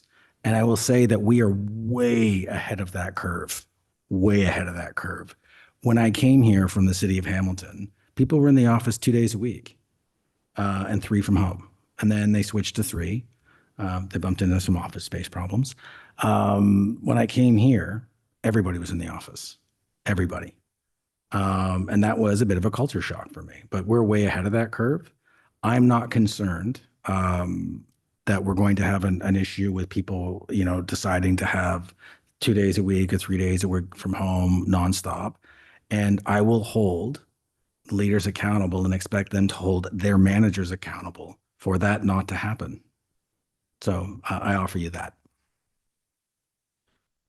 Thank you, Mr. Grant. Go ahead, Mike. So these are my thoughts. So don't get all mad at me right off the bat. But point is they were all here for a reason. All right. It's not COVID anymore. So if we work for the public comes to the office, nobody in the office, why have the staff? You know what I mean? If you have to email or phone or somebody else, sometimes somebody likes to see a face. Flexibility, snow, you know, especially how many snow days we had today. You don't want to take a vacation day or a sick day or whatever day. Those things I can understand. All right. When it comes to fixed, all right, if it's warranted, but how do you police it? Because I'm not saying I don't have faith in the staff that I have. Don't get me wrong, but we're all human. If you're looking after another parent, you're not working at the same level. If you work in the office, you close the door or whatever, you know what I mean? There's excuses on both sides. As long you're the CAO, I'll stay in my boat, stay in my lane, all right? But as long as you can police it, that they're actually doing their work. Dave with IT can very easily find out how long your computer was turned on and how it was working. All right.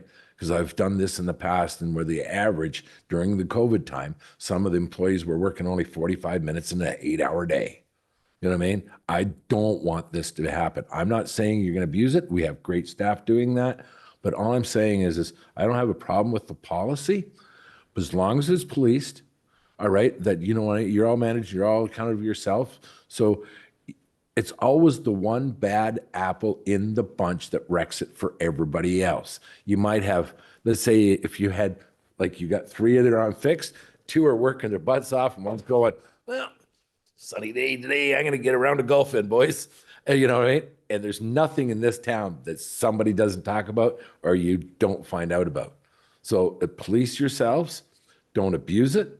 Flexible, I totally agree with. When it comes to fixed, everybody's getting a decent salary.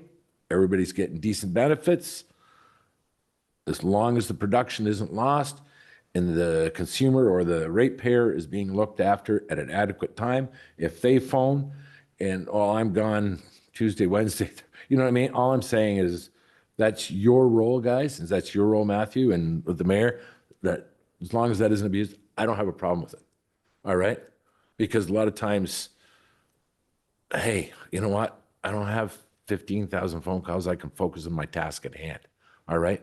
I know there's certain managers here that have taken that day off. And when I phone, well, they're honest. I'm working from home today because we're sick as a dog. You know what I mean? But still answer the phone. How can I help you? What can we do? And you can hear them sniffling in the background. So those flexible things I don't have a problem with. And the people that are fixed, if they're warranted in what it is doing and with their life or whatever, as long as the work's being done, I've said enough. I've said my point. As long as I don't hear anything otherwise, then we'll have to change it. Thanks, Mike. Mr. Grant. Thank you. Through you, Mr. Mayor. I'd offer 2 things, and thank you for that. So I would reiterate that my management style is goal-oriented. We track it. We bring it to you, the stuff that you've particularly asked us for. We bring it to you every 2 months and tell you what we've done and where it's at. But that goes all the way down the line. And my expectation of the leadership team is everyone has a work plan, and that's what we're doing. The other thing I would say is the reason this is here before you is this sort of stuff is already happening, but we don't want to make it informal. We'd like to make it structured. And we appreciate that this is driven on trust, which is why we wanted to have this conversation with you in a public forum, because we want your trust. And we appreciate the relationship we have with one another and with you. And that's why we brought it here, because we believe that it needs to be formal and you need to be part of the conversation, because you get to decide how, in general, the workforce is structured, and I get to manage it. Thank you, Mr. Grant. Is there anything else before we look for a motion? The only reason. Yeah, go, Mike. I'm sorry to belabor this. The only reason why I'm saying this is not our municipality, but I do business in a lot of different tiers of government and different other municipalities and stuff like this. And it drives me to no extent when I phone in a manager from a different area on a Monday, a Tuesday. I go in their office on Wednesday and the staff tells me, oh, by the way, they might come in on a Tuesday through the week. And I'm going, wow. You know what I mean? And that's their staff telling me. And don't tell me the staff, the lower tier, the workers there are getting anything done with the boss not being there, because you know what? If the boss is not here, why should I be here? And you see that's what I don't want it to have happen, because I have no control in that area, what I'm talking about. But I've said my piece. There we go. Have a nice day. Thanks, Mike. Is there anything else did you want to comment before we look for a motion, Ange? Go ahead. If that happens, through you, Mr. Mayor, if that happens, Councillor Shank, you will be one of the very first 3 people to hear about it. So I have no worries about that happening in the town of Greater Napanee. Further to that, I would like, I would move staff recommendation. Thanks, Mike. Is there anything else before we look for a motion, Ange? Go ahead. I would move staff recommendation. Your Okay. worship. Thank you. Councillor Hicks moves staff recommendation, which is to receive for information executive service flexible work policy report and further that council approve the policy for immediate implementation. Do we have a seconder? Councillor Norrie, is there any further comments, questions, or concerns with respect to the motion that's on the floor? Deputy Mayor Calver. Thank you, Your Worship. One thing about a policy, we as council have the availability to change that policy if things aren't working out. So thank you. Thank you very much. Is there anything else? I just have one quick question, and I'm sorry I'm stuck on the structured remote work arrangement. The form that's there, it says requested start date, it has day, month, year. Proposed end date, it says if applicable. I'm always cautious when I see the words if applicable. Should we not have an end date on that and then it be reassessed as opposed to leaving it open-ended? Because if it's not applicable, that means that there is no end date to it. And if there's no end date to it, it goes on for infinity. Should we have something, a mechanism that suggests that it will be readdressed in a couple months, 3, 4 months, 6 months, whatever the case may be? And go ahead. Through your worship, I'm happy to take off the if applicable. The reason that's on there currently, because the concept behind the structured would be that it is just built into your schedule. This is your new schedule that you have anchor days from home, and then the rest of your time is in office.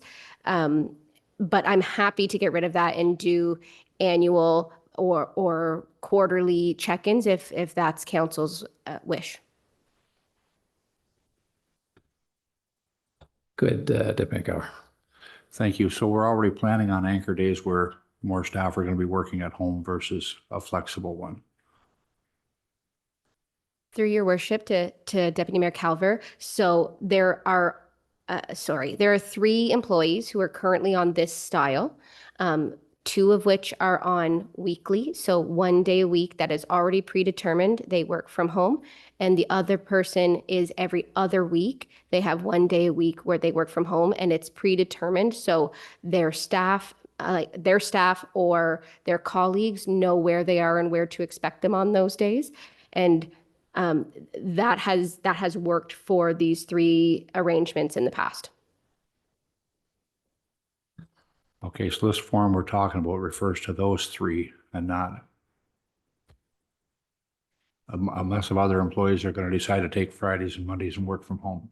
Well, and just, sorry, maybe I should have been a little clearer, Brian, but the form I'm looking at is the form that you fill out when it's either a structured remote work arrangement or a flexible work arrangement. So you fill out depending on what situation that is. And I know it maybe have to be backdated because if it's a snow day, you're not filling the form unless you're filling it at home and sending it in by electronically, right? So and I think we can all appreciate that.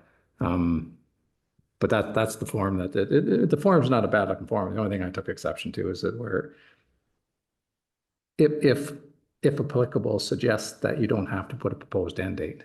And should we be reassessing structured remote work arrangements on some type of period as opposed to leaving it blank, which means it's there for infinity?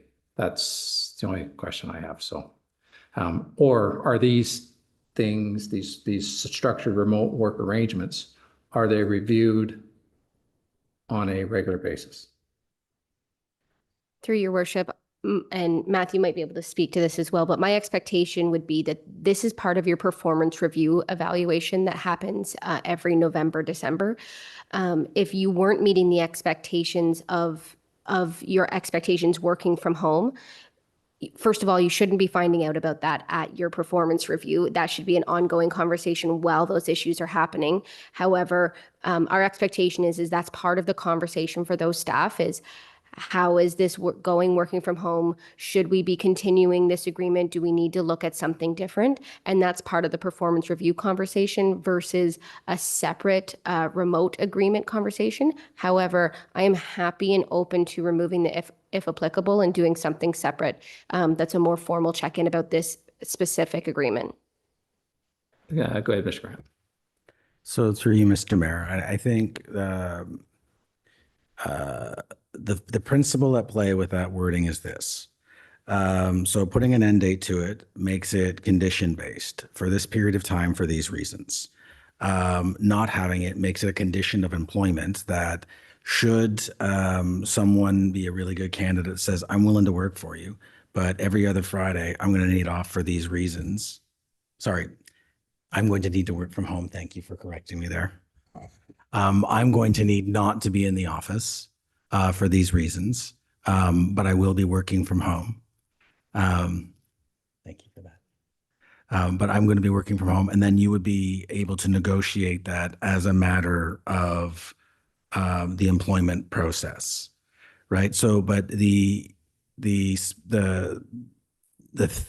principle at play that the mayor has highlighted is, as written, it provides HR and the hiring manager that flexibility to go after talent in that way, and to make the calculated decision that it is worth doing that in order to secure that talent for these circumstances.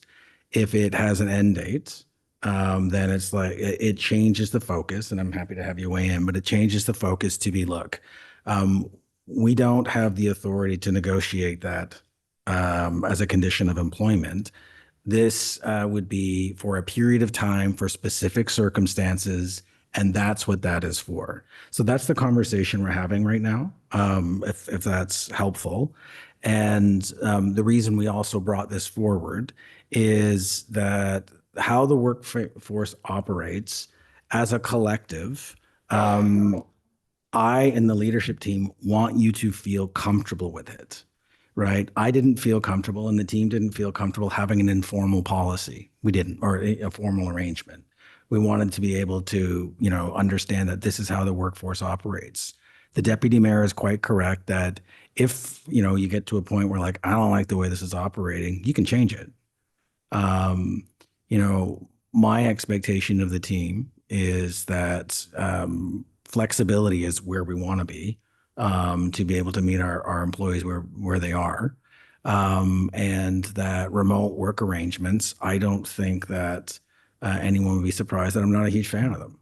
I'm not. However, I'm also not a fan of not listening to the people that I work with who tell me there's advantages in the hiring process and that sort of thing to keeping that option open. But I would finish to make a short story very long, that you need to feel comfortable with it as a group, which is why it's here for you. Thank you, Mr. Grant. I guess the exception I have with the condition of employment is that something that can be dealt with when the person is being hired as a condition of employment. I don't think you need this form to reinforce that, right? Or am I wrong there? So through you, Mr. Mayor, I'd still want to document it. I mean, it would be a condition of employment, but I mean, if someone is doing that, I would still want it documented, because if during the course of their employment, we find that the initial arrangement isn't helping us meet the requirements of their job, or the requirements of their job change, then that it would be the same mechanism to unwind that through either the performance review process or a different process. So my expectation is that it would be documented, and documented in a very consistent fashion. And again, maybe I'm just coming at it from a different angle, but I could see that being documented with the condition of employment, right? That if somebody says, listen, I'm a really good employee, I can only work Monday to Thursday, or I need to work Fridays at home because of childcare issues, this is what I am. This is who I am. This is what I'm going to do. Would that not be, upon hiring, be covered under a condition of employment contract, I guess? Or as opposed to you agree to it when the person is hired and then they fill the form out afterwards, I guess is where I'm going with it. So through you, Mr. Mayor, I would give you two scenarios, and feel free to weigh in, because you're way more expert in this than I've already misspoke at least once. But I would say that on a condition of hiring, yeah, okay, great, we'll fill this out. This is the reason why, this is what we're going to do. This is how it generally works.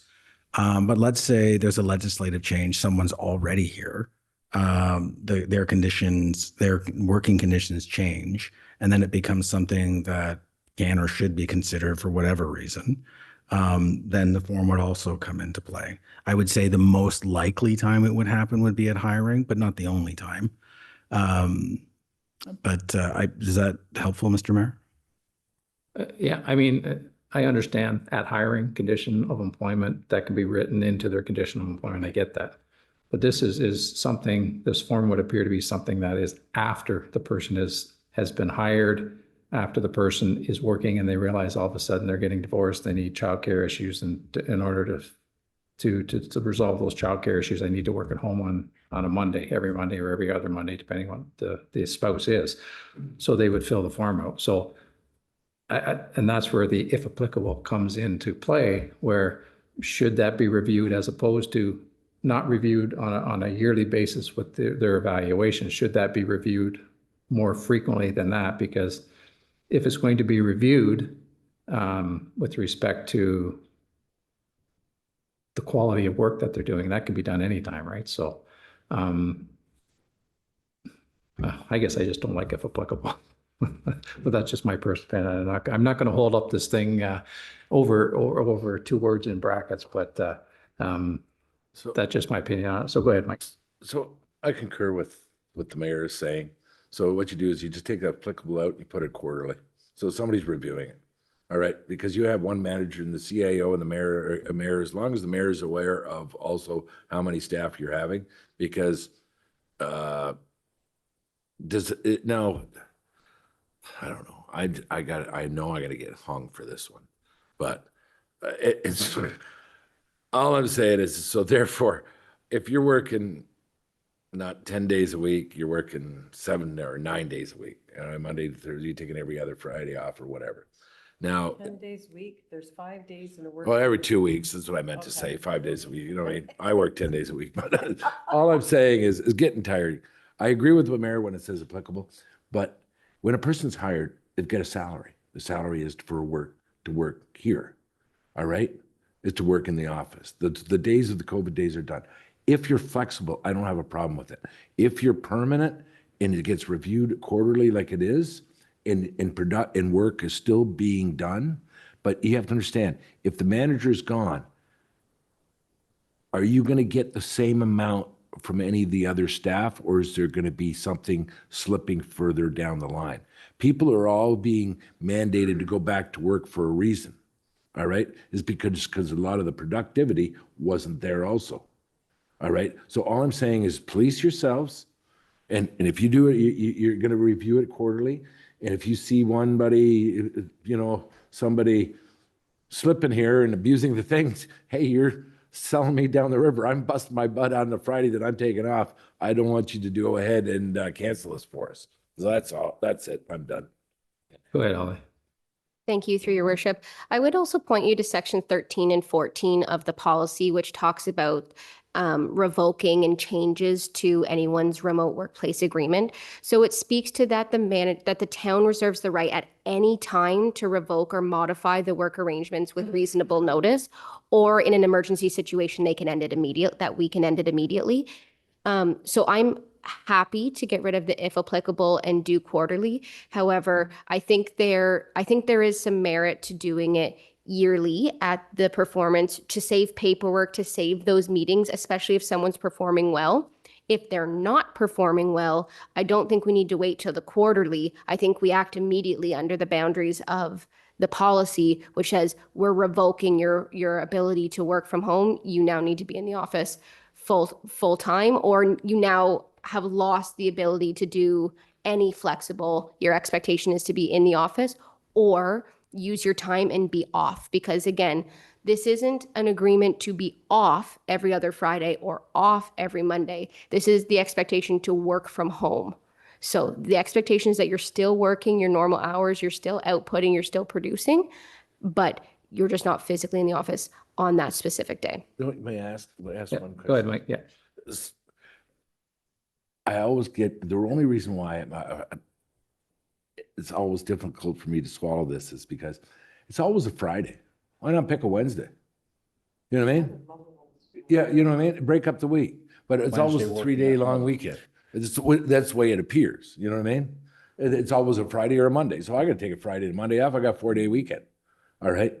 why not go ahead and on a Tuesday or Thursday, but it's always, yeah, well, You just said it. Working, it's working. it's always on a Friday that we take. Go ahead, that Mr. we're Grant. Go ahead. So a couple of thoughts. So one thing I heard from you, Councillor Shank, is when we hire someone, is our expectation you're in the office full time. And just to be clear, the policy before you, that's not what it says, right? It's not what it says. And if you want it to say that, then no. But like I more than anything, right? Like this is our best recommendation of how we think we can have a competitive work environment, that we can be an employer of choice and we can attract people. But we also have this in front of you as a council endorsed policy because we want you to agree. And if you don't agree, and that's okay, right? It is your right not to agree. It absolutely is. And that's why we brought it to you. And so at the end of this, whatever it says, we want you to be okay with it. But we're going to tell you what we think is the best way to go. Right now, what it says is, there will be circumstances when we can make arrangements with individual employees to work from home,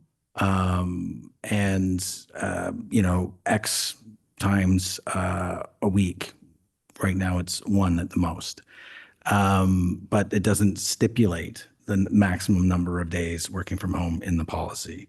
I would be surprised if it was any more than that. I'd be surprised if we had a ton of people that were granted this. I'm not in favor of it. That being said, I'm an individual and a policy is to govern the organization. So it should say what you would like it to say. I want you to be comfortable with it, but this offers the flexibility for staff to provide that arrangement. And then the work plans, tools such as, Teams chats, all of that stuff, there are interacting. I talk with Holly as much or more on a Friday than I would in the office because candidly, she's easier to find some days or someone's not in her office. And I would say that the bylaw folks and payroll have seen me roll into HR and turn around, sometimes saying no to the cookies they brought in, sometimes not. And then and on my way out, because in general, Holly has someone in her office all day, every day, all day long. And, I'm going to have an idea that I need to chat with her about on a Friday. And sometimes I wait for a Friday because it's easier for me to get a hold of Holly on a Friday.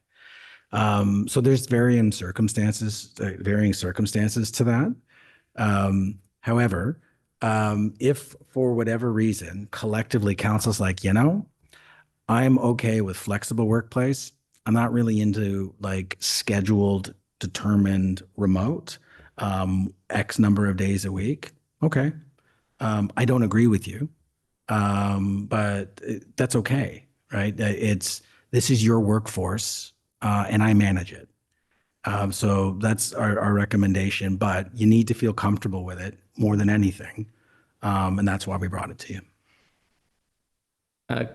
Go ahead, Deputy Mayor Calver, then I'll go to Councillor Hughes. Thank you. Again, I have no issue with the flexible work at home. Things pop up, things happen. I have no issue with the 3 employees that we have.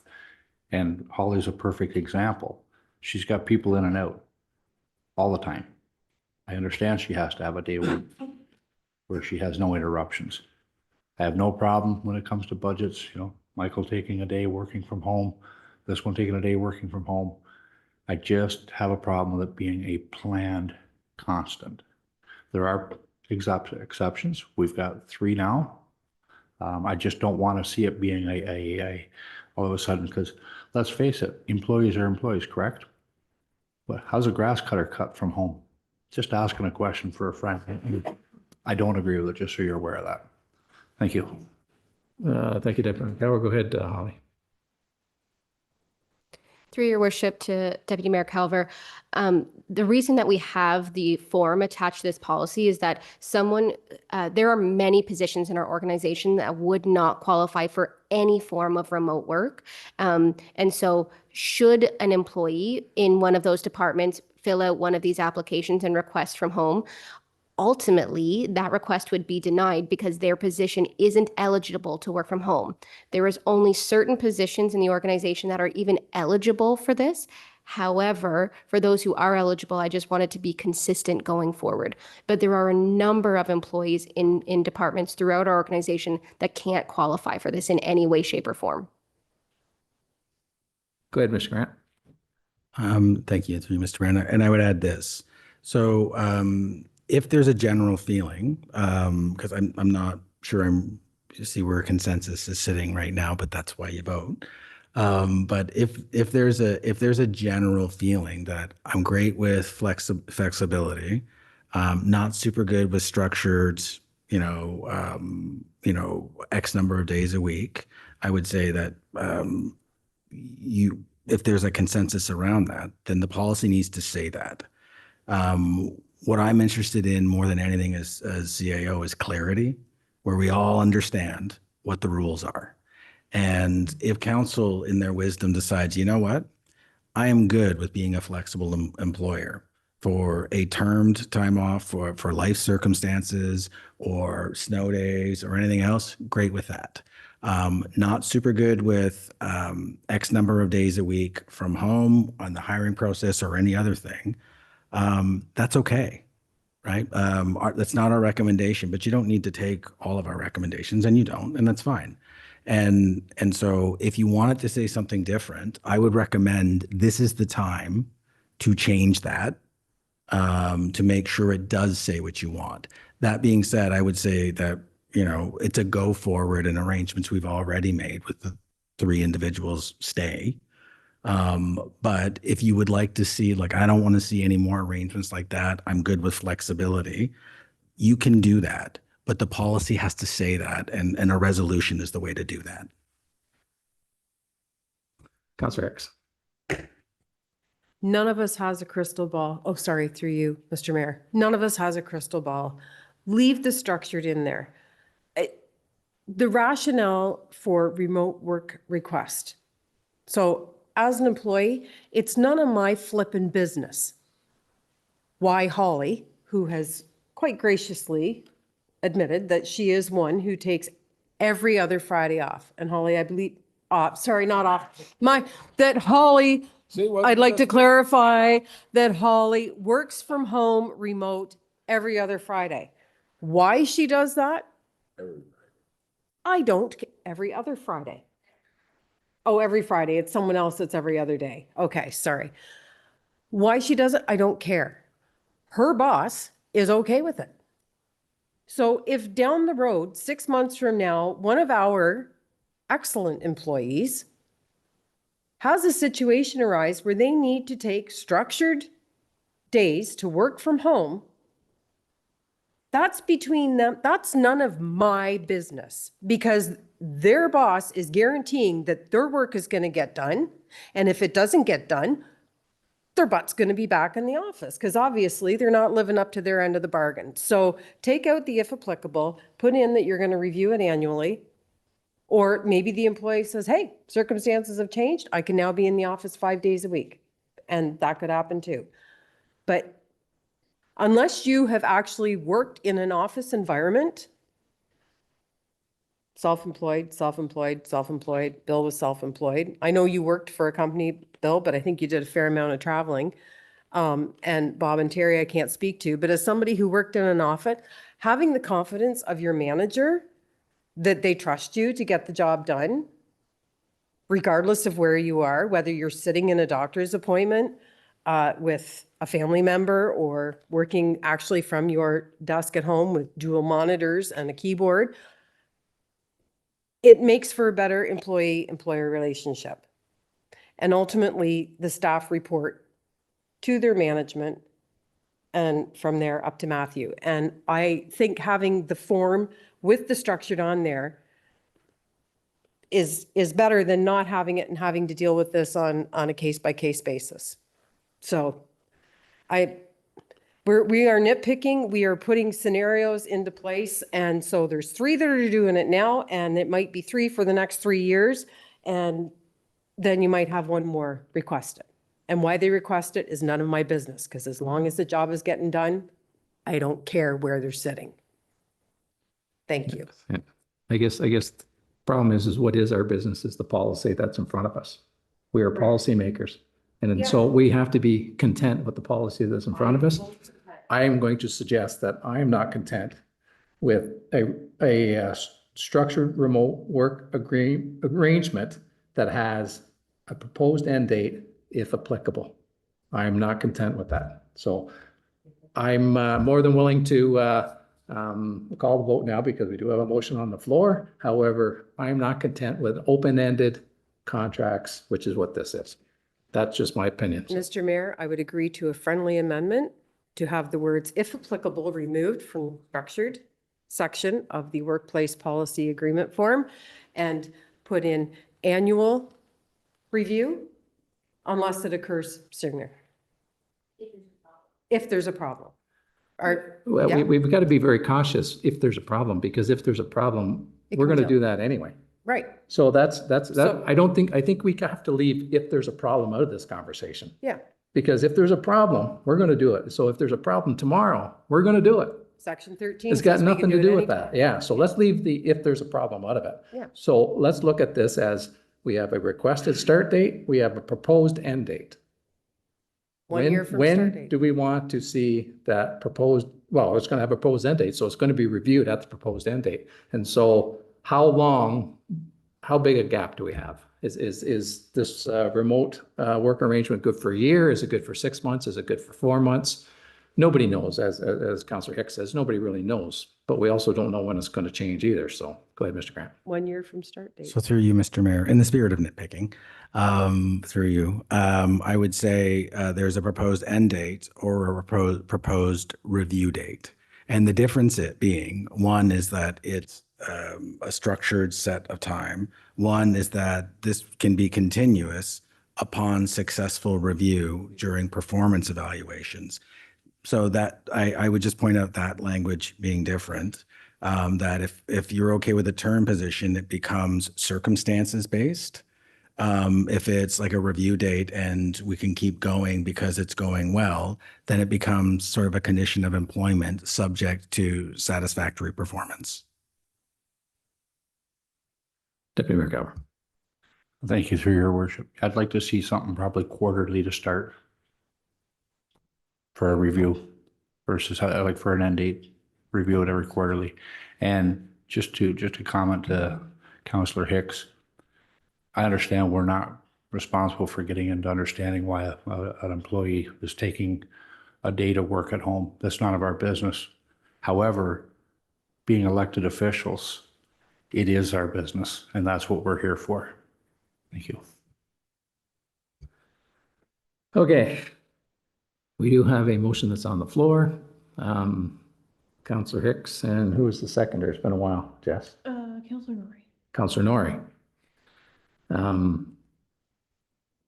guess I can ask the question, are you up to having a friendly amendment to have the proposed end date, if applicable, removed from the form? Yes, On a friendly amendment, and Councillor Norrie.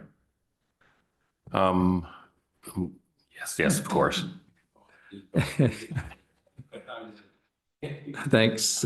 Thank you, Councillor Hicks and Councillor Norrie. We have a motion that's on the floor with a friendly amendment. Is there anything further we would like to discuss with this? And if there isn't, then we'll call for the vote. Seeing nothing, all in favor of the motion that's on the floor? Opposed? Motion's carried. Thanks, folks. It was a good conversation. Probably not one we should be having at 9:30 at night, but it was a good conversation. So moving on. Growth and infrastructure, closed session direction, CN Spur Line. Mr. Dobes.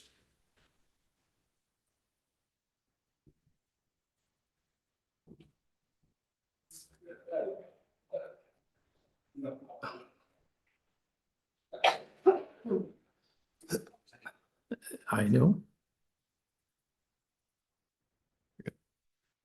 Thank you, Worship, and through you to Council. So this report is on for public transparency regarding closed session discussion this evening that was held just prior to the open session. During the closed session, Council provided direction to staff related to the potential sale of the former CN Spur Line located east of Highway 401. So council provided direction to staff, and staff will be reporting back to council appropriately.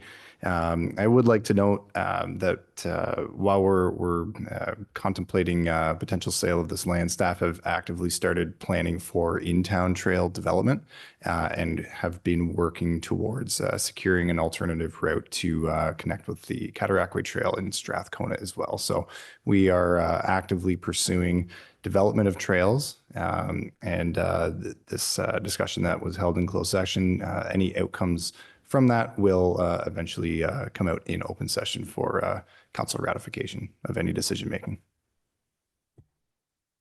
Thanks, Michael. Is there any question, comments, or concerns with respect to the report that's in front of it or the presentation done by Mr. Nobes?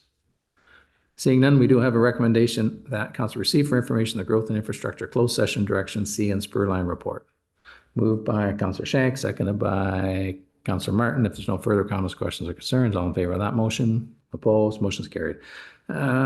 Growth and infrastructure council inquiry follow-up traffic on Jim Kimmett Boulevard. Mr. Nobes, away you go. Thank you, Worship, and through you to council. So this is in response to, I think 2 meetings ago, there was an inquiry regarding what can be done about traffic at the Walmart entrance at Jim Kimmett Boulevard. So this report is intended to respond to that inquiry from council. So back in 2005, there was the initial site plan agreement for Walmart on the subject lands that contemplated the built form as it exists today and looked at access points, parking area, loading spaces, etc. In 2014, there was an amendment to that site plan agreement where there was contemplation for modification to the interior layout and the sale of produce and food associated with that.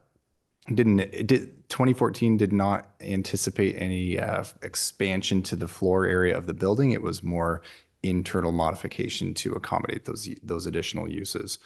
But through that 2014 site plan amendment application, there was language included into that agreement that obligated Walmart to require further traffic reviews and potentially pay their fair share of any upgrades that would be warranted on Jim Kimmett Boulevard if warranted in the future. So what ultimately that means is the floor area of Walmart today, if they were to come in with a site plan application at any point in time to expand the footprint, they would need to undertake the necessary traffic reviews to determine what upgrades may be required in the vicinity to accommodate their need to support their the functioning of their site. So they've agreed to those terms, but we have no application for any expansion to the Walmart. We're not aware of any planned applications coming in the door, so we're not able to action that, I'll say, financial obligation that Walmart has committed themselves to. But what I can say is that the town is collecting development charges for doing road-related upgrades on Jim Kimmett Boulevard to accommodate the additional traffic growth. So what that would mean is we could either use these funds to construct and install traffic lights, either at the Walmart entrance or on McPherson Drive or elsewhere, or widening it. There's a lot of variation and leeway in what the monies can be used for, but we're collecting approximately $300,000, and it's likely that lights would make the most logical sense to install in the future. So given the locally known issues at the site, staff would recommend that council direct staff to undertake a traffic light warrant analysis, and that would include conducting a multi-day vehicular turning movement traffic count assessment to inform the warrant analysis. So prior to council deciding to spend those development charge monies, we would need to be able to, I'll say, defend the use of those monies by having a warrant analysis completed. And I would note that this would be the first set of traffic lights that the town would own. All the other lights in the municipality are owned by the county. So it would be new infrastructure for the town, but it would be something that is non-levy impacting if it's warranted that they are in fact required, because we are collecting through development charges for that, and they're 100% development attributed per se. So good news there from a financial perspective. But I did just want to make council aware, this would be our first set of lights. So we would have to get comfortable with operating that.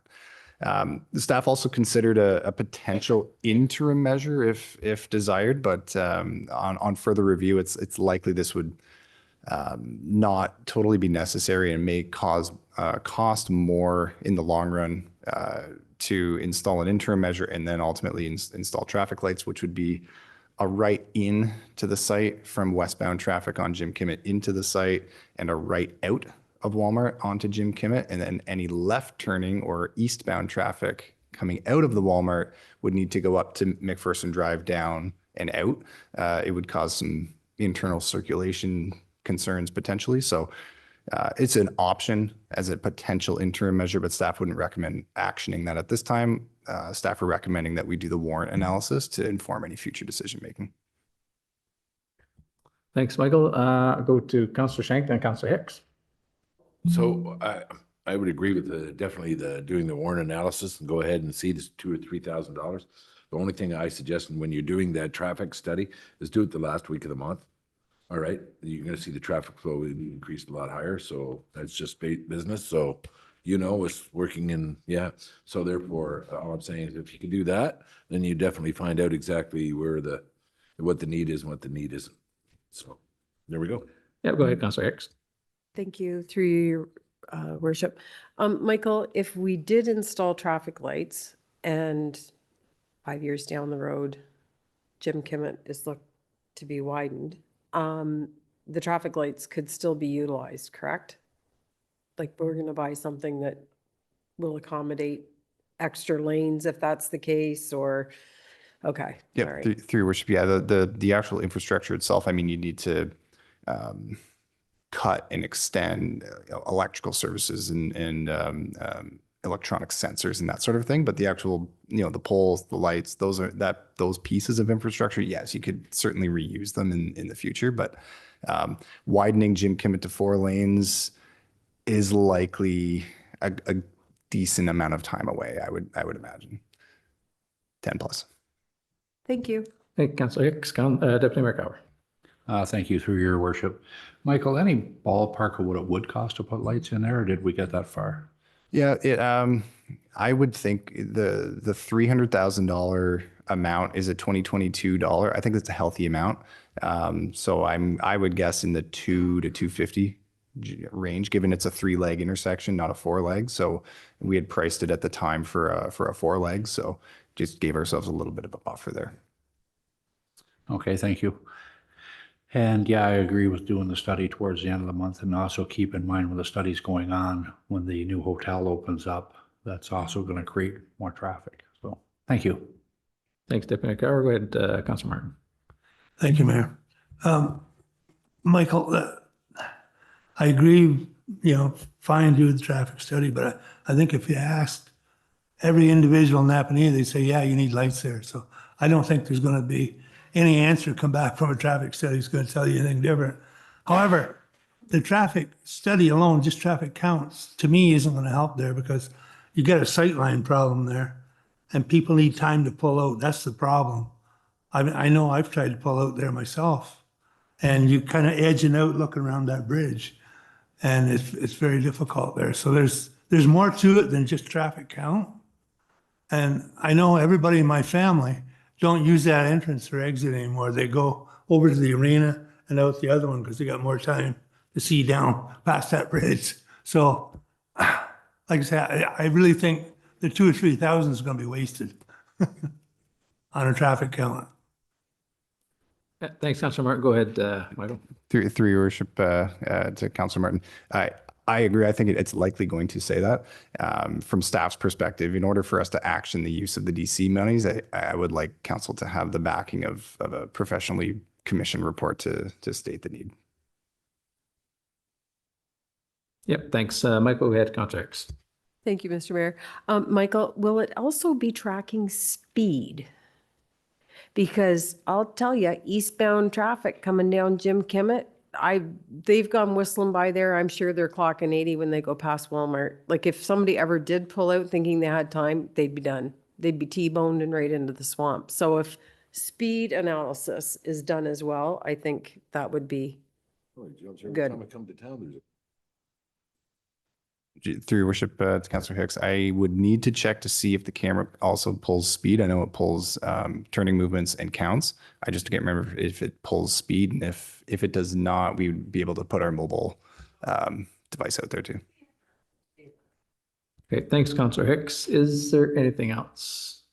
Seeing none, we do have a recommendation that council receive for information the Growth and Infrastructure Council inquiry follow-up traffic on Jim Kim Boulevard report, and further that council directs staff to undertake a traffic light warrant review to inform any decision-making regarding installation of traffic lights or other acceptable traffic control measures on Jim Kim Boulevard. Moved by Councillor Hicks, second by Councillor Davey. If there's no further comments, questions, concerns, all in favor of that motion? Opposed? Motion is carried. Growth and Infrastructure. Yep. Sorry. Go ahead, Madam Clerk. Sorry, my apologies for not doing this a couple motions ago. We had a friendly amendment, but I did not read the wording back out to the room. And just, we do want to make sure we are very clear on what that friendly amendment was. If council is okay with going back to reopening that discussion with the policy. Yeah, I just had it further, the council direct the policy be amended to remove, if applicable, from the proposed end date for scheduled arrangements and implement a requirement that they be either subject to, and then this is where it is not clear to me if it was annual review or a shorter fixed term. I know one member said quarterly, but I don't know if that was the intent of the motion that council voted on. I am so sorry. Councillor Hicks did say annually. That was what the friendly amendment was. Just wanted to make sure that that is the rest of council's intention of what they voted on. And as stated, obviously, if there are issues, they would be addressed much faster than that annual review, as per section 13 of the policy. But and that's my apologies for not reading that motion into the room before you voted on it, but that is what we had recorded, and just did want to make sure that was clear. I think that'd be appropriate, yearly or upon the expiry date. Yes, so your worship, if it's a shorter term and you only need it for a fixed period of time, then it's just not allowed to be longer than that. Oh, sorry, that's right. Yes. Yeah. Okay, are we good then, Madam Clerk? Oh, sorry, go ahead, Deputy McCower. Yeah, thank you, through your worship. Yes, Madam Clerk, I was one that suggested quarterly, but we had already made the motion, friendly amendment, and I did realize it was going to be a yearly review. So thank you. Thank you, Deputy McCower. Thank you, Madam Clerk. Moving on to Growth and Infrastructure Community Improvement Plan Process Review. Mr. Nanton, whenever you're ready.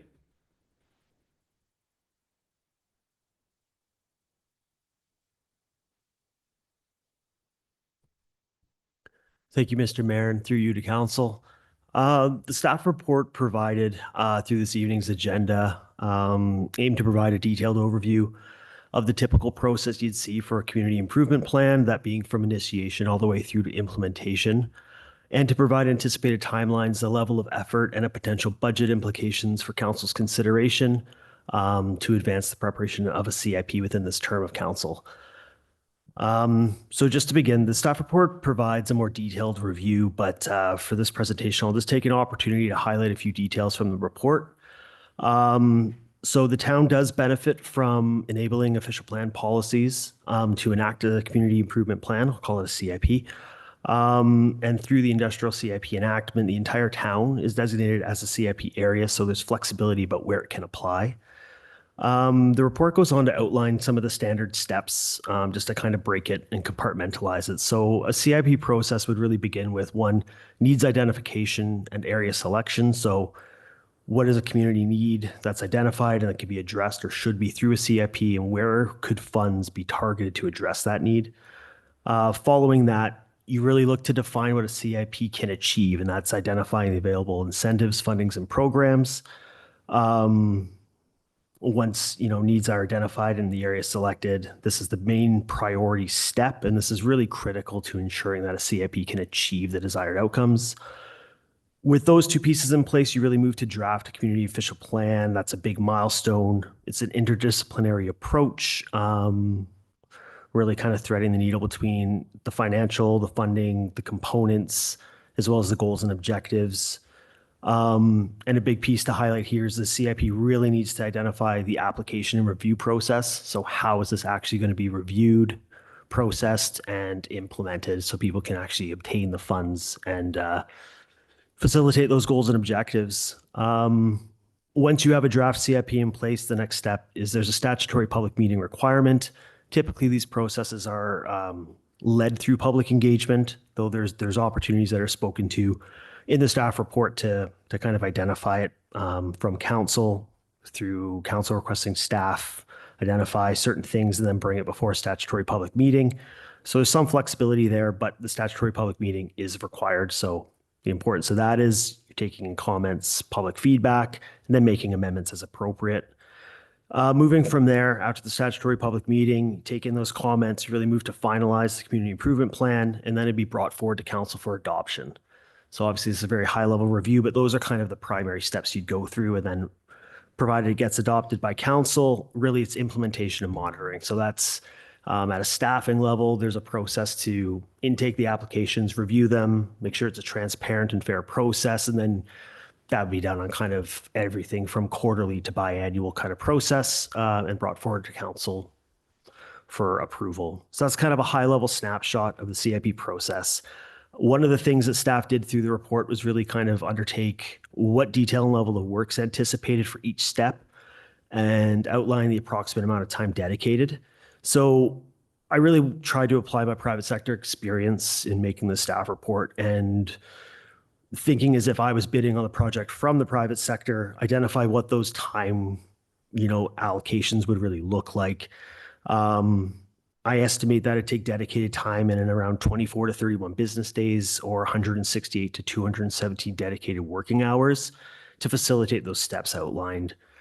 With consideration and observations over the past 10 months, the town staffing complement in the planning department doesn't have the capacity to take on this special project at this time.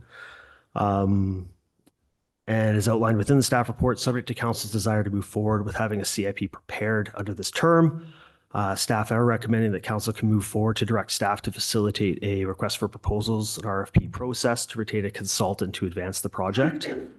Town staff's goal would be to support the project to ensure the goals of council and the community are achieved, but we anticipate this within this term we'd be required to do this in a supporting capacity. Based on the hours of some budgetary considerations, the dedicated hours from a consultant, I think a range of 35,000 to 50,000 would be realistic for what price points we might see through an RFP process. So this could be facilitated through an amendment to the 2026 budget or as outlined within the financial implications section of the report. With review and consideration for the amended host community agreement with Atura Power, there's approximately 83,000 of unspent 2025 monies under the agreement available that was to be carried over to 2026. Staff have identified the development of CP could align with the agreement's decision-making criteria to enhance community safety, well-being, and the environment sustainability. So while this interpretation would be confirmed with Atura, we believe there could be allocated money and funds through that, which would mean that this could advance through an RFP process subject to council's desire without a levy impact. That kind of highlights the summary, and I'm available for comments and questions. Thank you. Thank you, Mr. Nanton. Deputy McGower. Thank you, through your worship. We just did a budget. And here we are less than a month later coming and we're wanting another $50,000 to go onto that budget. Why would this not have been included in the prior budget?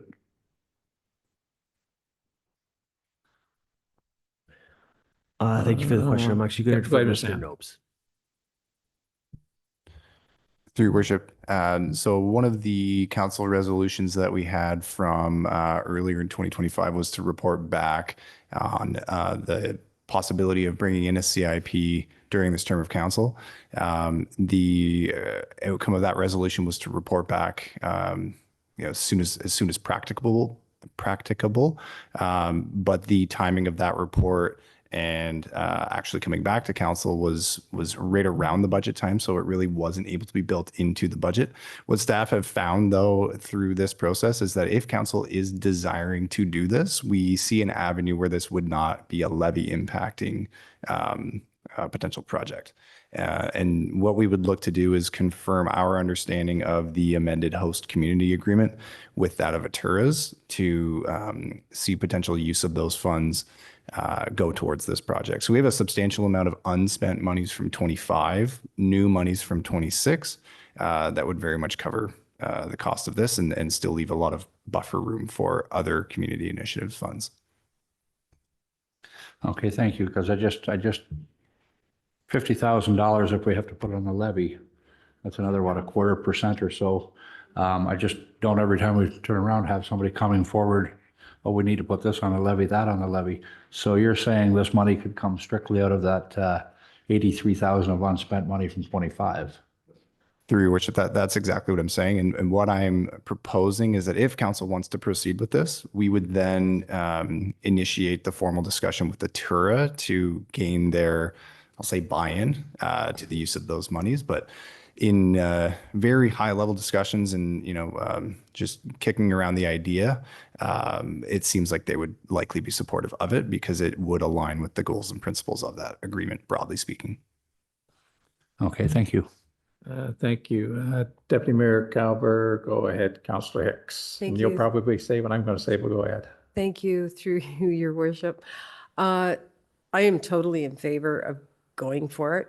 I think there should be an upset limit. I would also like confirmation that whoever gets the bid is boots on the ground in this town, that they're driving around, they're looking at it from end to end, because as has been explicitly stated, this is the entire municipality is the improvement plan area. It's not strictly urban, so they need to know what our town is all about. But I am totally in favor of this, and I think it will go a long way because those 3 letters stand for Community Improvement Plan, and our role is to improve the community.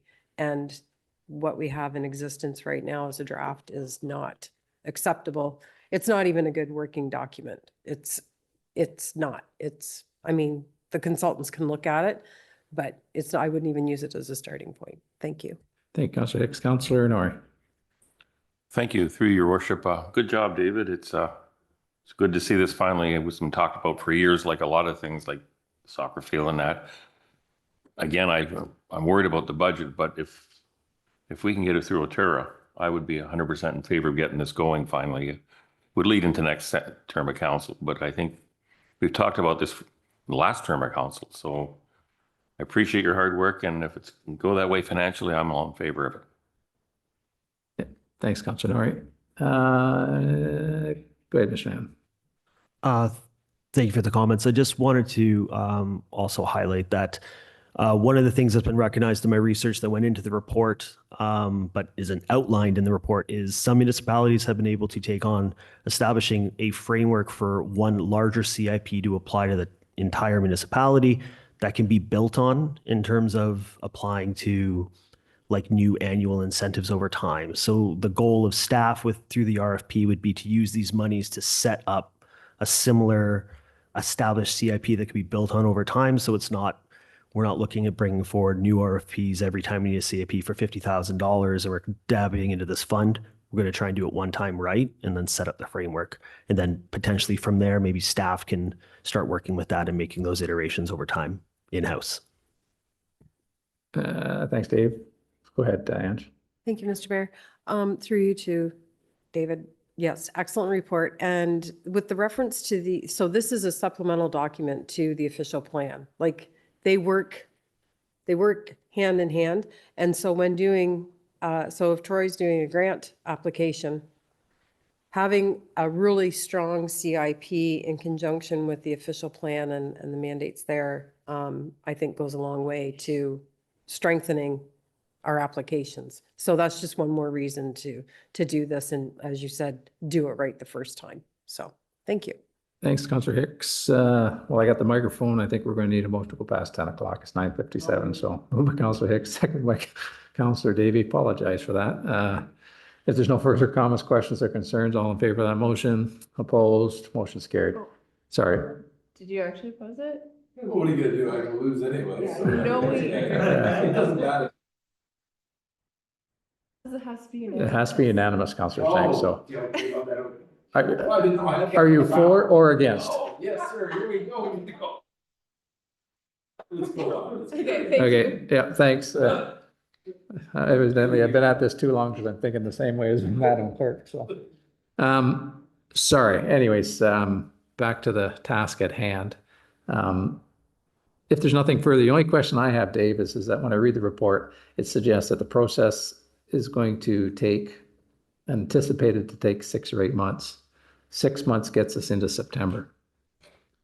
8 months gets us into the new term. And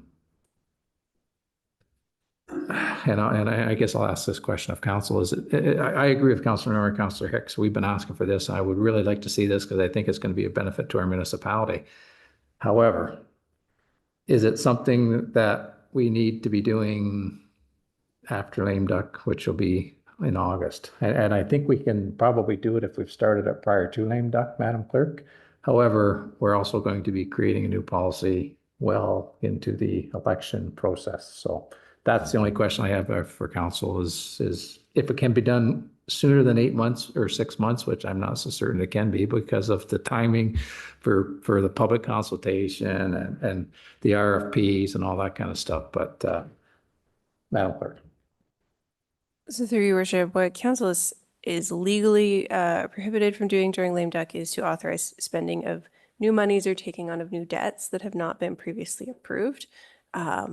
If you go ahead with this project tonight, that's happening well in advance of that decision. And obviously any outcomes of this process would need to be supported by budget dollars, which would be approved by the next council in 2027. So there would not be any concern there. Depending on the timing of when this is released, council may decide that it is most prudent to provide the consultant's report to the incoming council to decide what they want to do with it if the timing is very close to the election. But there's nothing within lame duck that would restrict you from doing it. It's more of a perception of not committing to multi-year plans in your last weeks in office, but any plan would also still need to be supported by annual budget contributions, which would be entirely the decision of the next council. Yeah, and I can appreciate that. I guess my thinking is that we're going to spend an inordinate amount of time to do this and an inordinate amount of money to get this thing done, hoping that we can get it done for the November election. So is it prudent to, it pains me to say this, is to put this on the shelf till the next term of council, or shall we forge ahead and hopefully get it done prior to? And I will leave that question up to council. I just thought I would bring it up just because when I did the math on it, I'm thinking we're getting well into the election process. So. Through you, Mr. Mayor, I don't think we would be wrong to at least go out and see what the timelines are. And I know, David, and I don't question your expertise at all, but maybe there is someone that has an opening, or they've hired someone who's new, young, and eager and is willing to not disconnect from work, if you will. But I think it wouldn't hurt to at least ask the question. We don't have to award the contract, but I think the sooner we go out and see what people can provide to us. And it's not new. It's not coming out of the levy. It's through Atura. So, and there's things I think that can happen in conjunction. We can talk to Atura while putting together the RFP.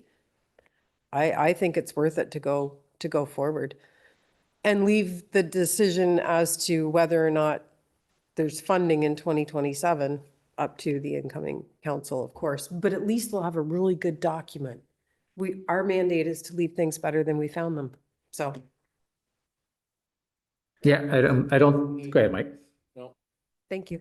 I understand your concern, but it's 35 to 50,000 plus HST.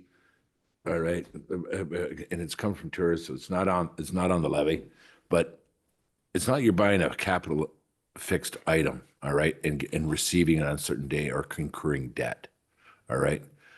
This is a community investment plan, which you need for further growth, for grant applications, for everything else, just like your asset management plan. There's just another thing.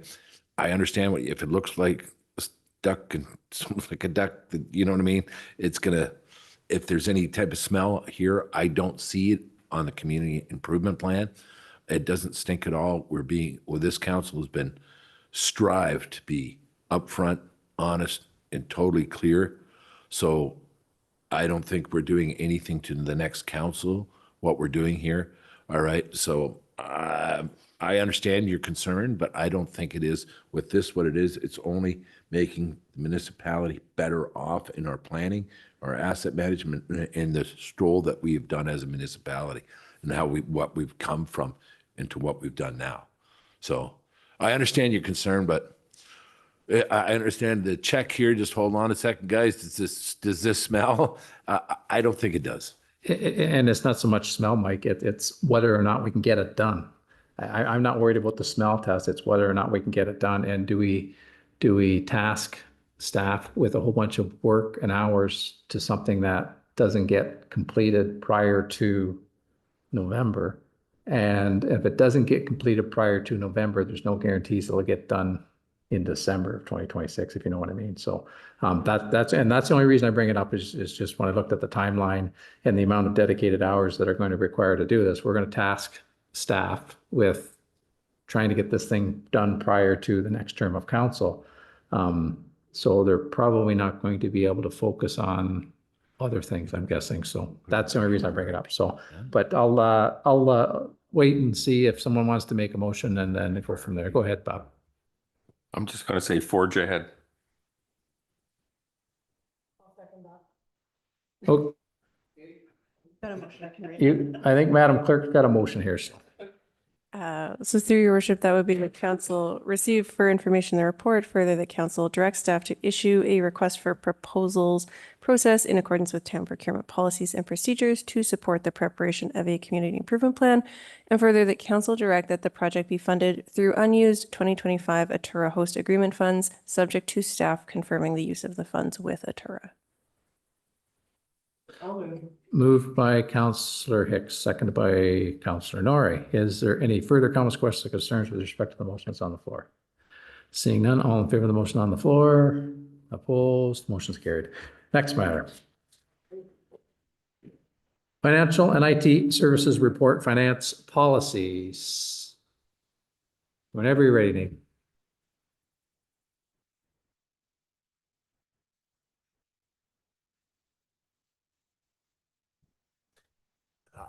Through your worship, I'll try to be brief at this point. There is 6 new policies that we have drafted and actually been in draft form for a number of months, if not years, for some of these. We finally feel as a finance department that we're comfortable bringing these forward. And a number of them encompass processes that we already have in place. We're just looking to formalize and maybe tighten up a few things along the way as we do that. The policies you see in front of you here tonight are not for approval at this point in time. It's to get some feedback and bring them back at a future meeting, depending on the feedback we do get from council for final approval on them. Throughout the staff report, there's a number of items within each policy that have been broken down that may garner some conversation with council. They're mainly highlighted in the alternatives and implications of the policy. I won't go through the whole report itself, but the alternatives implications probably give the bullet points of what we expect as staff that may be some contentious discussion or some items that council want to see more clarity or discussion on. So I'm happy to answer to any of those. If some of the policies we're good to go with and move forward with, happy to hear that too. But if there's anything within any of these policies that council has questions, comments, or concerns on, I'm happy to take questions and hopefully provide some answers or at least bring it back in the future with more detail if needed. Thank you, Ms. Murphy. Is there any questions, comments, concerns with respect to reports in front of us or the presentation by Nathan?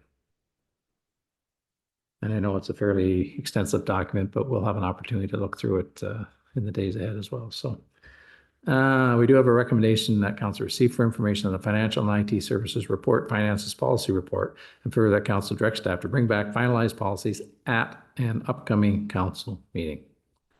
Moved by Deputy Mayor Calver, seconded by Councillor Davey. If there's no further comments, questions, concerns, all in favor of that motion?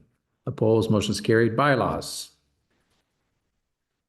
First bylaw, 2026-0029, to appoint municipal auditors for the 2025-2026 fiscal years. Look for a motion put on the floor. Moved by Deputy Mayor Calver, seconded by Councillor Davey.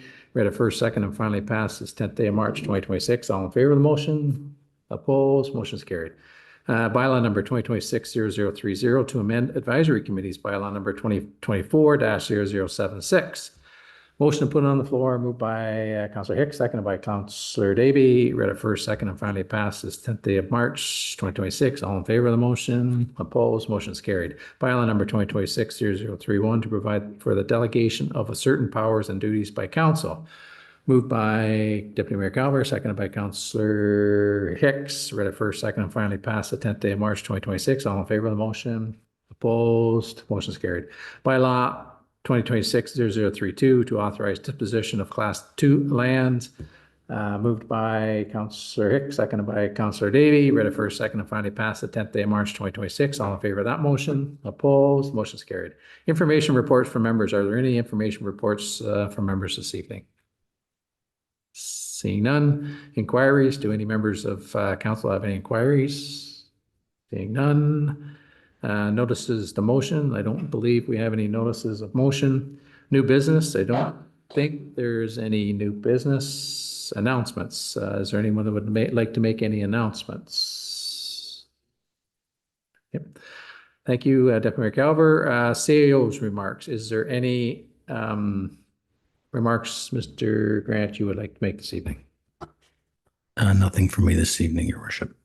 Thank you, Mr. Grant. The forward calendar, we all had an opportunity to look at the forward calendar. Is there anything in that forward calendar anyone would like to speak to or ask any questions of? Seeing none. Look for a motion to for the bylaw to confirm the proceedings of the council of the corporation taking Grand Town of Greater Napanee. Moved by Councillor Martin, second by Deputy Mayor Calver. Read first, second, and finally passed this 10th day of March 2026. All in favor of that motion and opposed? And motion to adjourn. Moved by Councillor Davey, second by Councillor Hicks. If there's no further comments, questions, concerns, all in favor of that motion? Opposed? Motion is carried. Thanks, folks. Another productive meeting. We'll see you in a couple of weeks.